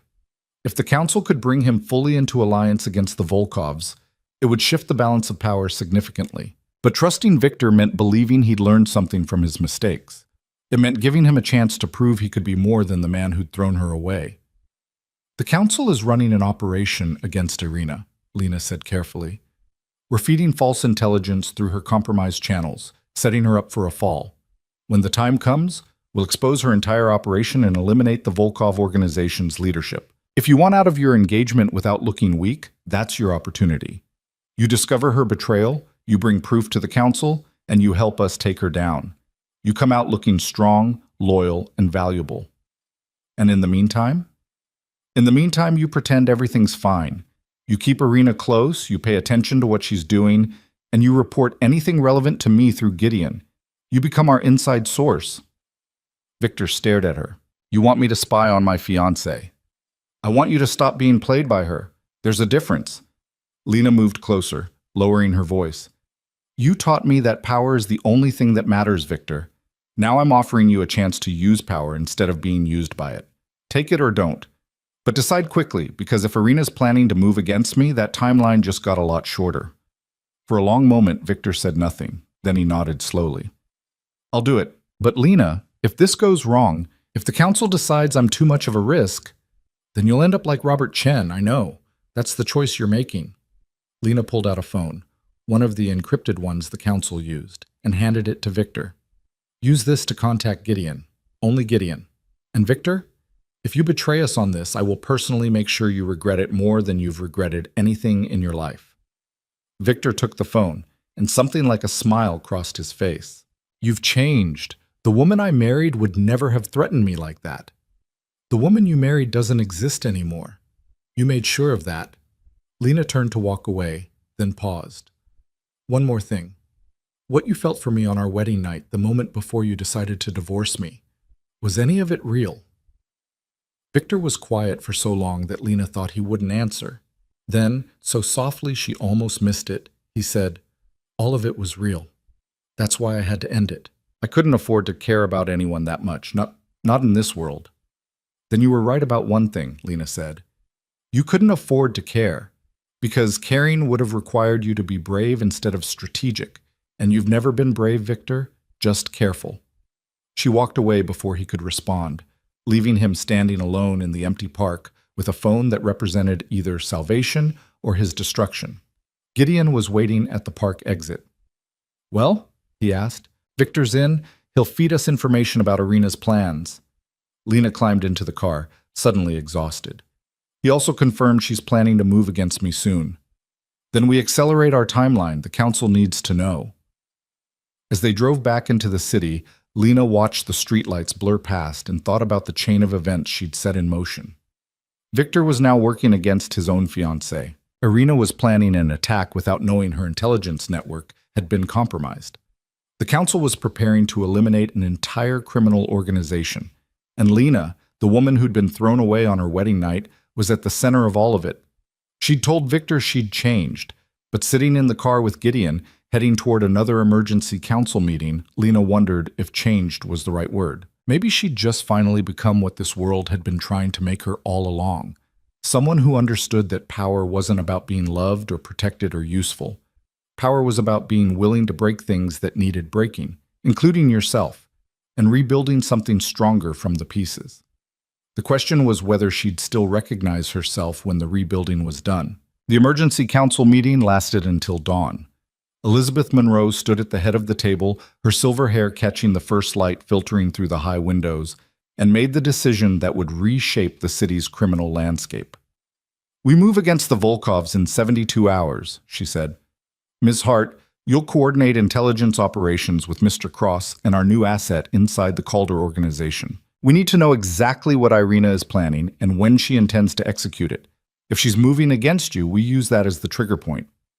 "Understood," Lena said, her mind already racing through the logistics. "But if Irina's planning to kill me, we need to make sure the attempt actually happens in a controlled environment. Otherwise, we lose the justification for eliminating her leadership." The hard-eyed council member, Thomas, she'd learned his name was Thomas Brennan, leaned forward. "You're suggesting we let her try to kill you?" "I'm suggesting we create an opportunity that's too perfect for her to resist, control every variable, and document the attempt thoroughly enough that when we eliminate the Volkov leadership, everyone understands it was justified retaliation." Lena pulled up a map of the city on the presentation screen. "There's a fundraiser tomorrow night at the Meridian Gallery. Public event, lots of witnesses, enough chaos for Irina to make a move without it looking suspicious. I'll be there as part of my normal operations review. She'll see it as the perfect opportunity." "And when she tries to kill you in a room full of civilians?" Gideon asked quietly. "She won't try it in the gallery itself. Too many variables she can't control. She'll make the attempt during arrival or departure somewhere semi-public but with enough isolation for plausible deniability." Lena traced routes on the map.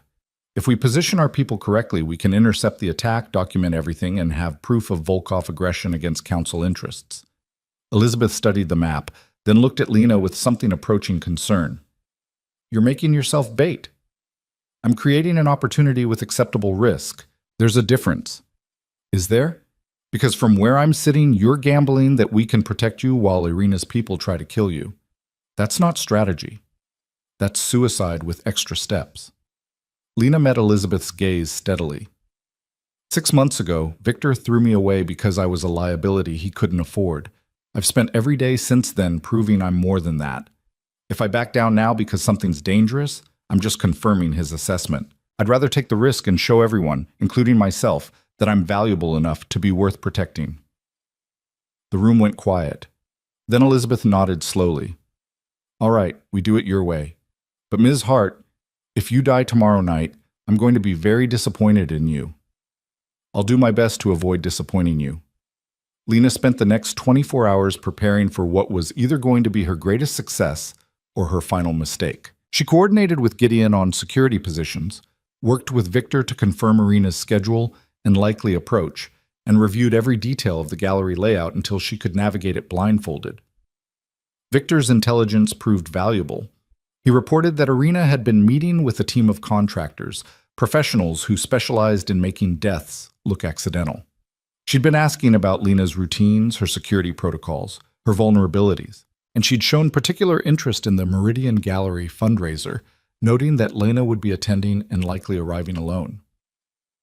"She's planning to hit you during arrival," Victor told Gideon over the encrypted phone. "Probably in the parking structure. Multiple shooters, quick extraction, designed to look like a robbery gone wrong." "How many shooters?" Gideon asked. "At least 3. Maybe more. She's not taking chances." Lena, listening on speaker, felt a cold calculation settle over her. 3 shooters meant Irina was serious, committed to eliminating the threat Lena represented. It also meant the attack would be obvious, violent, and impossible to dismiss as anything other than assassination. Perfect. The night of the fundraiser, Lena dressed carefully. Elegant but practical. It was a dress that looked expensive but allowed for movement, heels she could run in if necessary. She checked the weapon concealed under her jacket, made sure her phone was fully charged and set to record, and left her apartment with the calm certainty of someone walking into a carefully planned trap. The drive to the Meridian Gallery took 20 minutes. Lena's driver, one of Gideon's people, maintained constant communication with the security team already in position around the gallery. Gideon himself was monitoring from a vehicle 3 blocks away, coordinating response teams and watching through the network of cameras they'd installed that morning. "Team Alpha in position," came the voice through Lena's earpiece. "Parking structure is clear except for 3 suspects matching the contractor profiles. 2 on level 2, 1 on level 3 near the stairwell." "Copy that," Lena said quietly, proceeding as planned.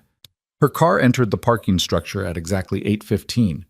The driver took them to level 2, pulling into a spot near the elevator bank where the lighting was good and the sight lines were clear. Lena could see the 2 contractors Victor had warned about, men in dark clothing, positioned behind concrete pillars, trying to look casual and failing. "I have visual on suspects," Lena said, gathering her purse and preparing to exit. "Moving to intercept point." "All teams ready," Gideon confirmed. "We've got you covered." Lena stepped out of the car, and for just a moment, she felt the weight of what she was doing. She was walking toward people who intended to kill her, trusting that the council's security would react fast enough to prevent it.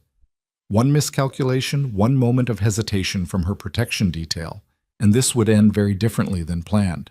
But she'd made her choice. She'd committed to this path when she decided survival wasn't enough anymore. She walked toward the elevator, heels clicking on concrete, purse held loosely in one hand. The contractors shifted position, subtle movements that told her they were preparing to act. 20 feet from the elevator, 15 feet, 10 feet. The first contractor stepped out from behind his pillar, hand moving toward the weapon concealed under his jacket. The second contractor mirrored the movement from the other side. And then everything happened at once. Council security poured out from concealed positions, from behind vehicles, from the stairwell, from the elevator itself. Weapons drawn, voices shouting commands, overwhelming force deployed with practiced precision. The contractors froze, caught between reaching for their guns and recognizing that they were surrounded by professionals who would shoot first and ask questions never. Lena stopped walking, standing perfectly still in the middle of the kill zone that had just been neutralized. "On the ground!" One of the security team leaders was shouting. "Hands where we can see them! Now!" The contractors complied, going to their knees and then flat on the concrete. Within 30 seconds, all 3 were cuffed and being searched. Weapons confiscated, identification documented, phones collected for analysis. Gideon's voice came through Lena's earpiece. "All suspects in custody. You're clear. Well done." Lena let out a breath she hadn't realized she was holding. "Did we get everything on camera?" "Every angle. We have documentation of armed suspects lying in wait, coordinated positioning, intent to ambush. More than enough to prove premeditated assassination attempt." Gideon paused. "How are you doing?" "I'm fine. Surprisingly fine, actually." "Good. Because we just triggered the endgame. As soon as we connect these contractors to Irina, she's done." Connecting the contractors to Irina took less than 6 hours. The men weren't professionals enough to maintain silence when faced with council interrogation, and once they understood their options, cooperate and live or protect Irina and die, they provided everything. Phone records, payment receipts, recorded conversations where Irina had specifically identified Lena as the target and outlined the desired approach. By 3 a.m., the council had irrefutable proof that Irina Volkov had ordered the assassination of a council consultant. It was the justification they needed to move against the Volkov organization with the backing of every other family and syndicate in the city. Elizabeth called an emergency summit for dawn, inviting every major player in the criminal infrastructure. The meeting took place in a warehouse that had been transformed into something resembling a corporate boardroom. Long table, professional lighting, security everywhere. Representatives from a dozen organizations filed in, Victor among them, all of them understanding that something significant was about to happen. Irina Volkov arrived last, flanked by her own security, wearing confidence like armor. She took her seat across from the council with the bearing of someone who believed herself untouchable. Elizabeth didn't waste time with pleasantries. "We have a situation," she began, her voice carrying absolute authority. "3 nights ago, we uncovered evidence that someone has been systematically gathering intelligence on council operations, stealing funds, and actively working to undermine our organization. This morning, that same person attempted to assassinate one of our senior consultants." Murmurs rippled through the room, eyes turned to Irina, who maintained perfect composure. "That's a serious accusation," Irina said calmly. "Do you have proof?" "We have extensive proof." Elizabeth nodded to Lena, who stood and connected her laptop to the presentation screen. "Ms. Hart, if you would." Lena brought up the first slide, financial records showing the money trail from Robert Chen to Irina's offshore accounts. Then came the intelligence requests, the pattern of information gathering, the documented evidence of Irina using her access to Victor's organization to compromise council security. "For the past 2 years," Lena said, her voice steady and professional, "Irina Volkov has been running an intelligence operation against this council. She paid intermediaries to skim funds and provide sensitive information about our operations, our vulnerabilities, our internal structures. When I discovered this operation and shut it down, I became a threat to her plans." The next slide showed the contractors, their confiscated weapons, their phones displaying communications with Irina. "Last night, Ms. Volkov hired professionals to kill me in the Meridian Gallery parking structure. We have their weapons, their communications, and their testimony linking the assassination attempt directly to her."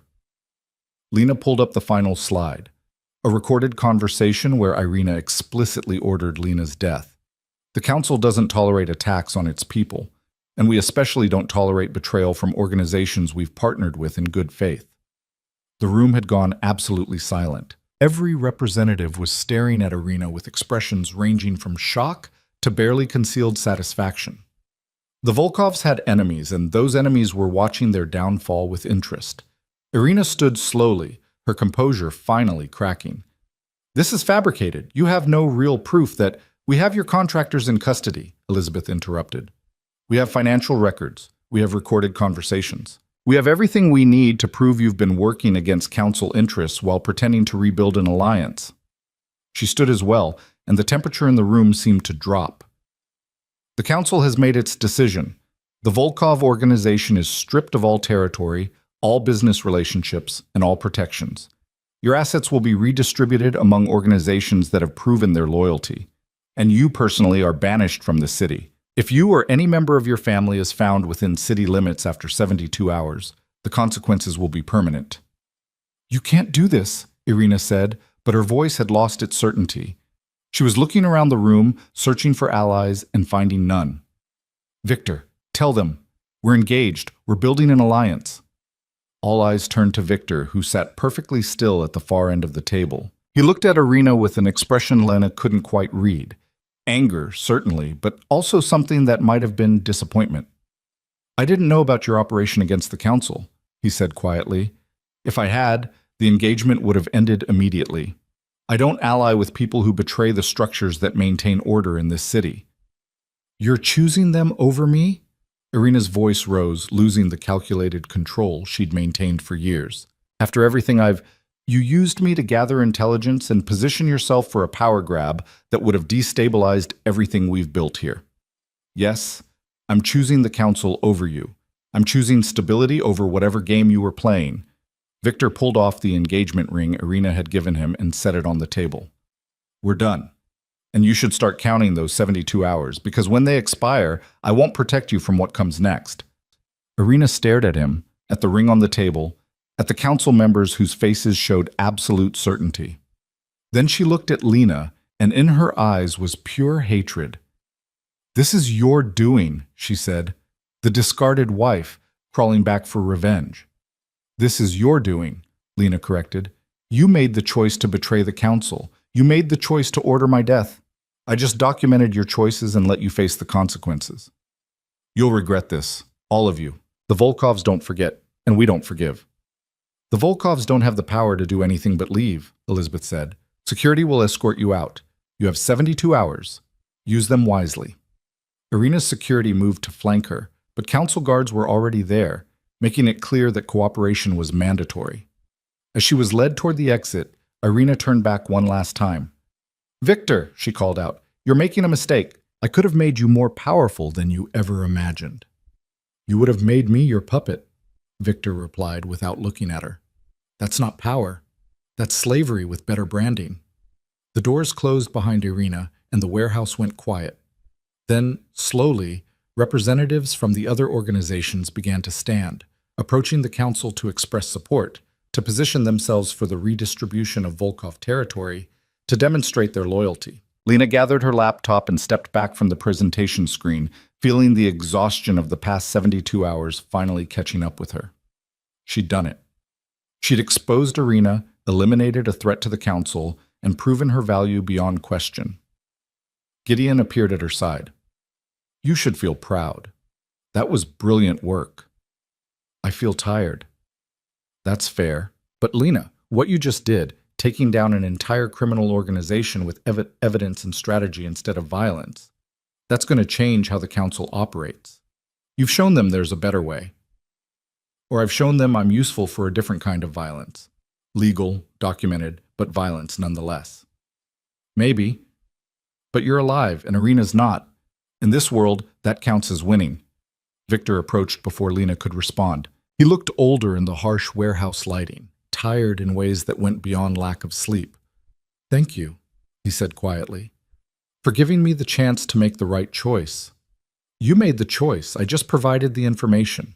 Lena studied his face, searching for the man who'd handed her divorce papers 8 months ago and finding someone different, someone changed by consequences. What will you do now? Rebuild. Focus on my own territory, strengthen my legitimate operations, and try to remember why I got into this business in the first place. Victor hesitated, then added, I meant what I said in the park. What I felt for you was real. I was just too afraid to let it matter. I know. But Victor, the person you felt something for doesn't exist anymore. I'm not the woman you married or the woman you threw away. I'm someone else now. I can see that. You're stronger, harder, more like me than I ever wanted you to be. No, Lena said. I'm like the person I should have been all along. You just helped me figure that out by showing me what happens when you depend on someone else for protection and power. Victor nodded slowly. For what it's worth, I'm sorry. For the wedding night, for the way I handled everything, for not seeing what I had until it was too late. Apology noted. But Victor, we're not going to be friends. We're not going to rebuild anything. We're business associates operating in adjacent territories, that's all. I understand. Victor extended his hand. Business associates, then. Lena shook his hand firmly, then watched him walk away toward the other representatives. She felt nothing watching him go. No lingering affection, no residual anger, nothing but professional assessment of his value to the council's operations. Elizabeth approached as Victor left. Walk with me, Ms. Hart. They left the warehouse and stepped into the early morning light. The city was beginning to wake up, delivery trucks making rounds, early commuters heading to work, the normal rhythms of a place that had no idea what had just been decided in a converted warehouse. You've exceeded every expectation we had when we hired you, Elizabeth said. In 8 months, you've restructured our operations, eliminated a major security threat, and prevented what could have been a devastating war between organizations. The Council is unanimously impressed. Thank you. Which is why we're offering you a permanent position as Director of Strategic Operations. You'd have authority over all financial and organizational restructuring across Council territories, direct access to Council meetings, and resources to build whatever team you need. Elizabeth stopped walking, turning to face Lena directly. It's the kind of position that usually takes decades to reach. We're offering it to you now because you've proven you can handle it. Director of Strategic Operations. Real power, real authority, real security. Everything Lena had been working toward. There's something else, Elizabeth continued. The Council has been investigating your background more thoroughly. We found some interesting information about your family history. Lena's stomach tightened. What kind of information? Your mother's maiden name was Castellanos. Your grandmother was Maria Castellanos, who came to this country in the 1960s from Sicily. What your mother probably never told you, what Maria probably never told her, is that the Castellanos family was part of the original syndicate structure that built this city's criminal infrastructure. Your great-grandfather helped establish the territories, the council system, the frameworks we still use today. The information landed like a physical blow. My family was part of this world? Your family helped create this world. Maria left, changed her name, tried to give her daughter a normal life. But the instincts, the strategic thinking, the natural understanding of power structures, that's not something you learned, Lena. That's in your blood. Elizabeth smiled slightly.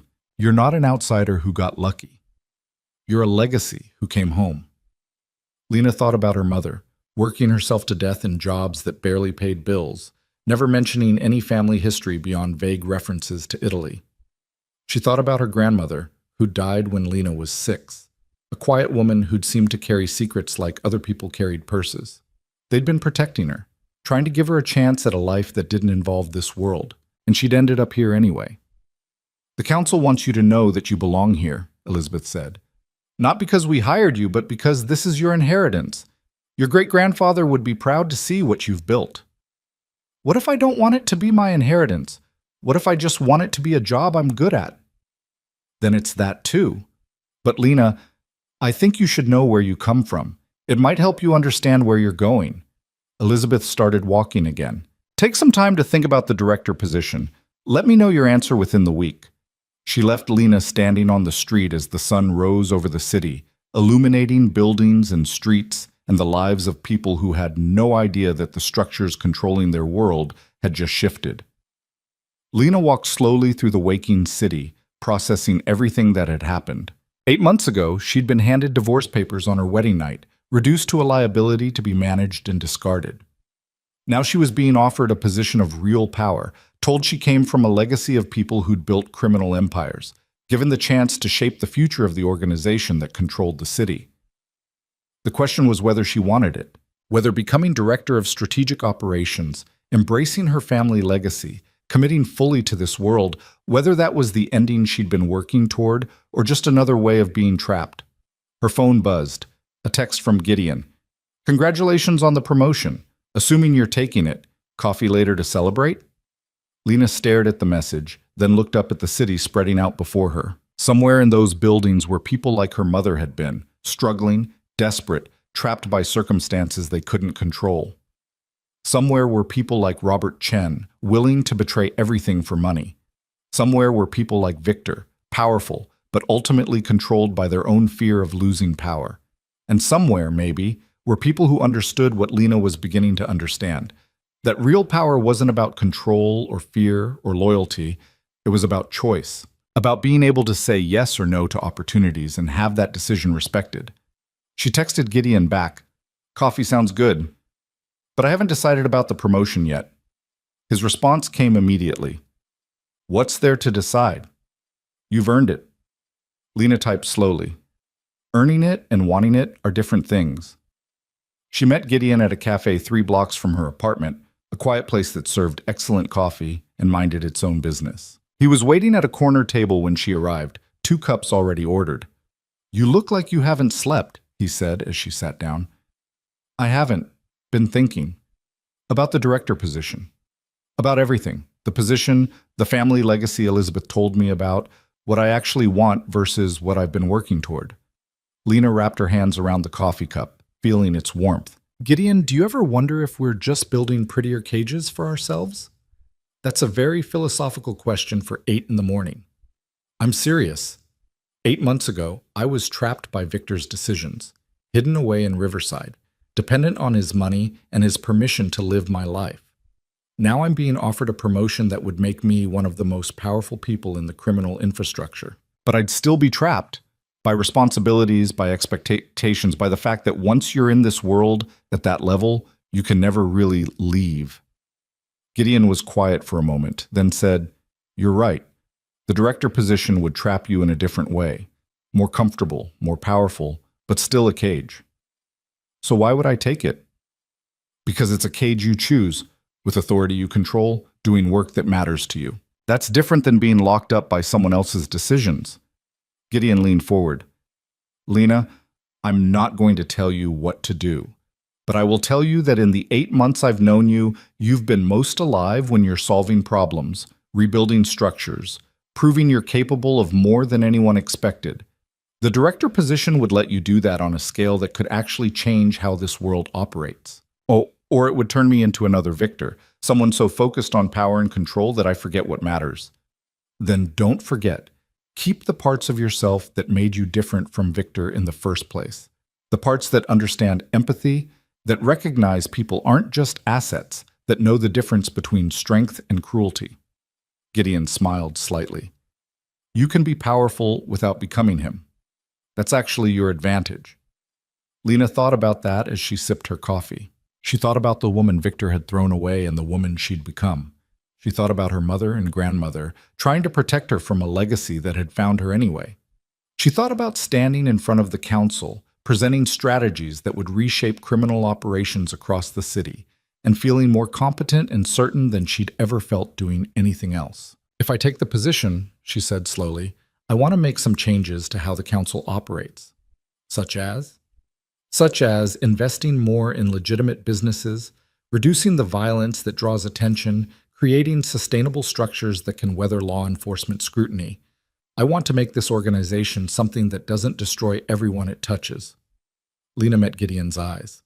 "I know that sounds idealistic, but if I'm going to commit to this world, I need to believe I can make it better, not just more efficient." "That's not idealistic. That's strategic. The council would probably support it, especially after you just proved how effective proper structure can be." Gideon pulled out his phone. "Want me to tell Elizabeth you're accepting?" Lena took a deep breath, feeling the weight of the decision settling over her shoulders. Then she thought about Victor, trying to warn her about Irina because despite everything, he couldn't quite let go of some vestige of caring. She thought about Marcus Reeves, the West Side manager who'd fought her initially, but ended up respecting her approach. She thought about the North Side families, satisfied with her investigation and willing to work with her. She'd built something in the past 8 months, not just a career, but a reputation, relationships, proof that she was capable of navigating this world on her own terms. The question wasn't whether she could do the job. The question was whether she wanted to. And looking at Gideon, at the city visible through the cafe windows, at the future spreading out before her like a game board she was finally learning to play, Lena realized she did want it. Not because it was safe or because someone was offering protection, but because it was hers. Earned, deserved, chosen. "Tell Elizabeth I accept," Lena said, "but I want to meet with the full council next week to discuss my proposals for operational changes. If they want me as director, they get me on my terms." Gideon grinned. "That's the spirit. I'll set it up." He sent the message while Lena finished her coffee, and within minutes, responses started coming back.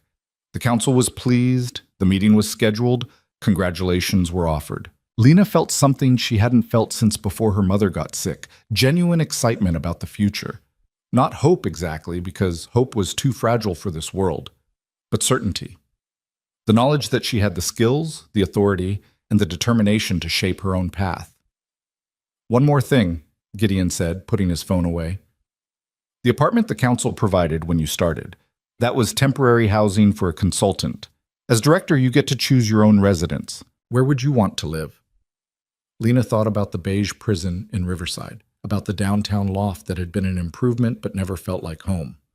She thought about the city spreading out below Victor's penthouse, glittering with possibilities she'd been too scared to reach for. Somewhere high, she said, with windows that show the whole city. I want to see what I'm working with. 3 weeks later, Lena stood in her new apartment on the 45th floor of a building in the heart of the city, watching dawn break over the skyline. The space was hers.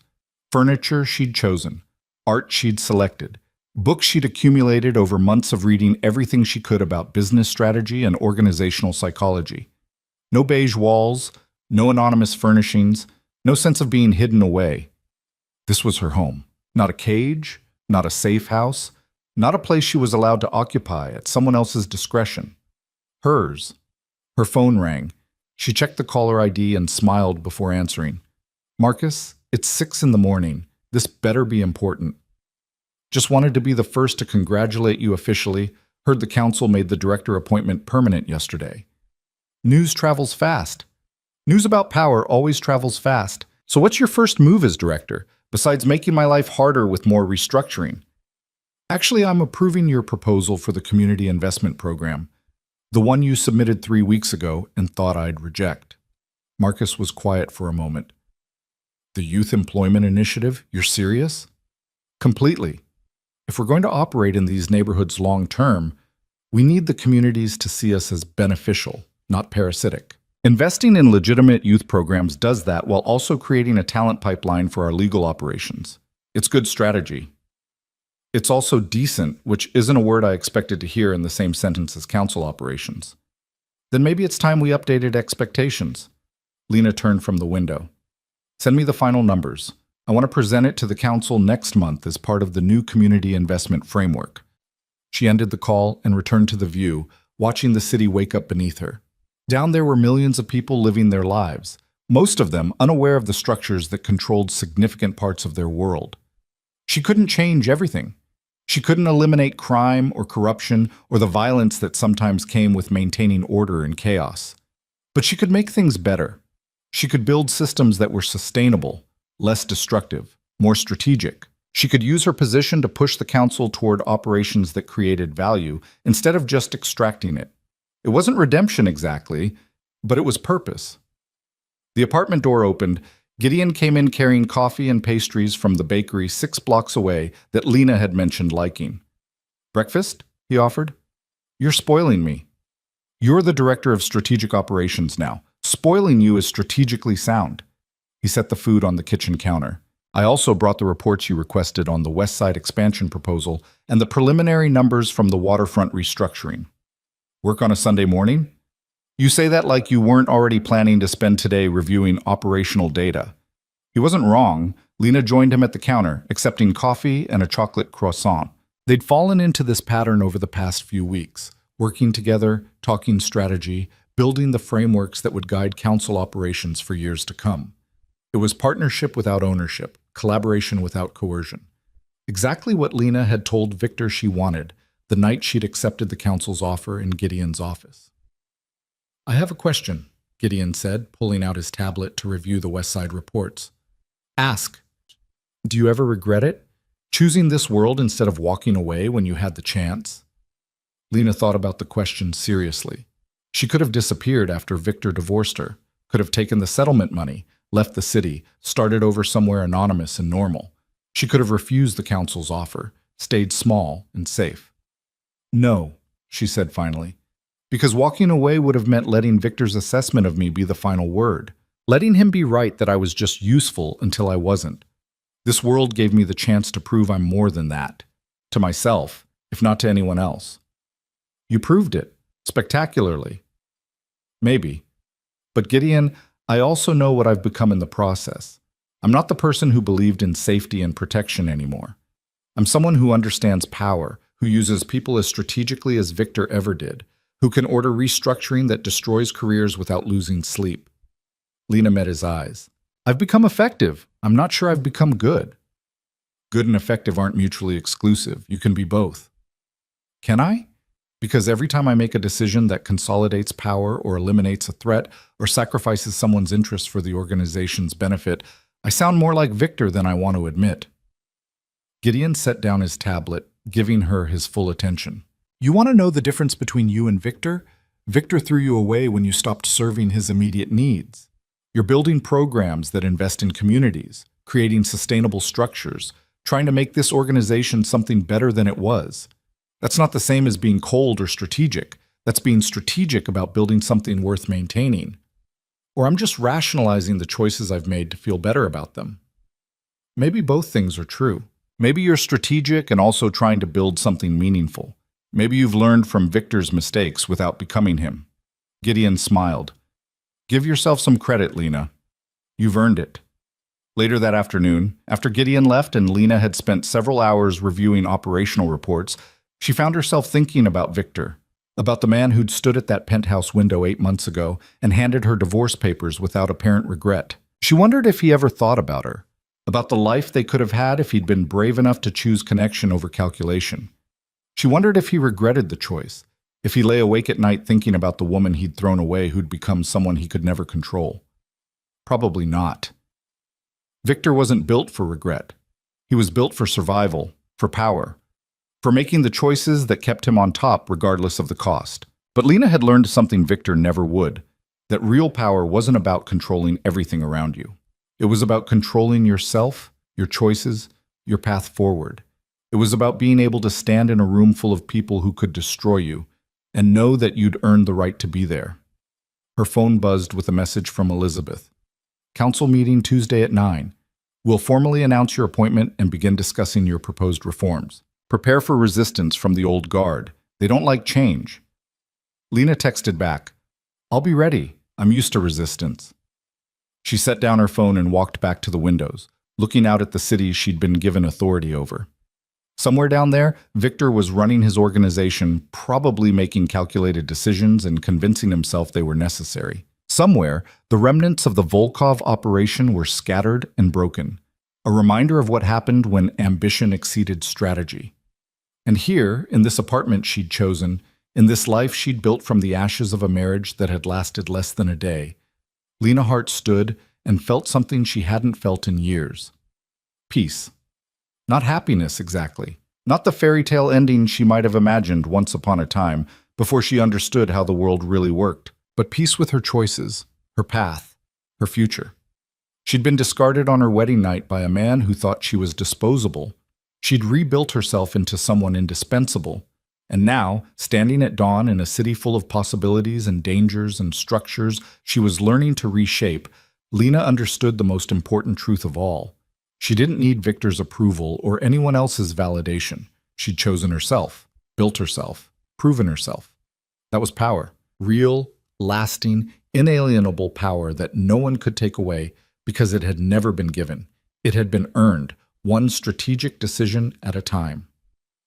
The sun rose higher, painting the city in gold and shadow, illuminating a world that was hers to shape. And Lena smiled, knowing that the woman Victor had thrown away on their wedding night had become exactly what he'd feared she might. Someone who understood the game better than he did, played it more strategically, and won on her own terms. The discarded wife was gone. The director of strategic operations had taken her place. And the city, unknowing, chaotic, full of people living their lives between order and violence, would be better for it. Not perfect. Never perfect. But better. And in this world, better was the only victory that mattered.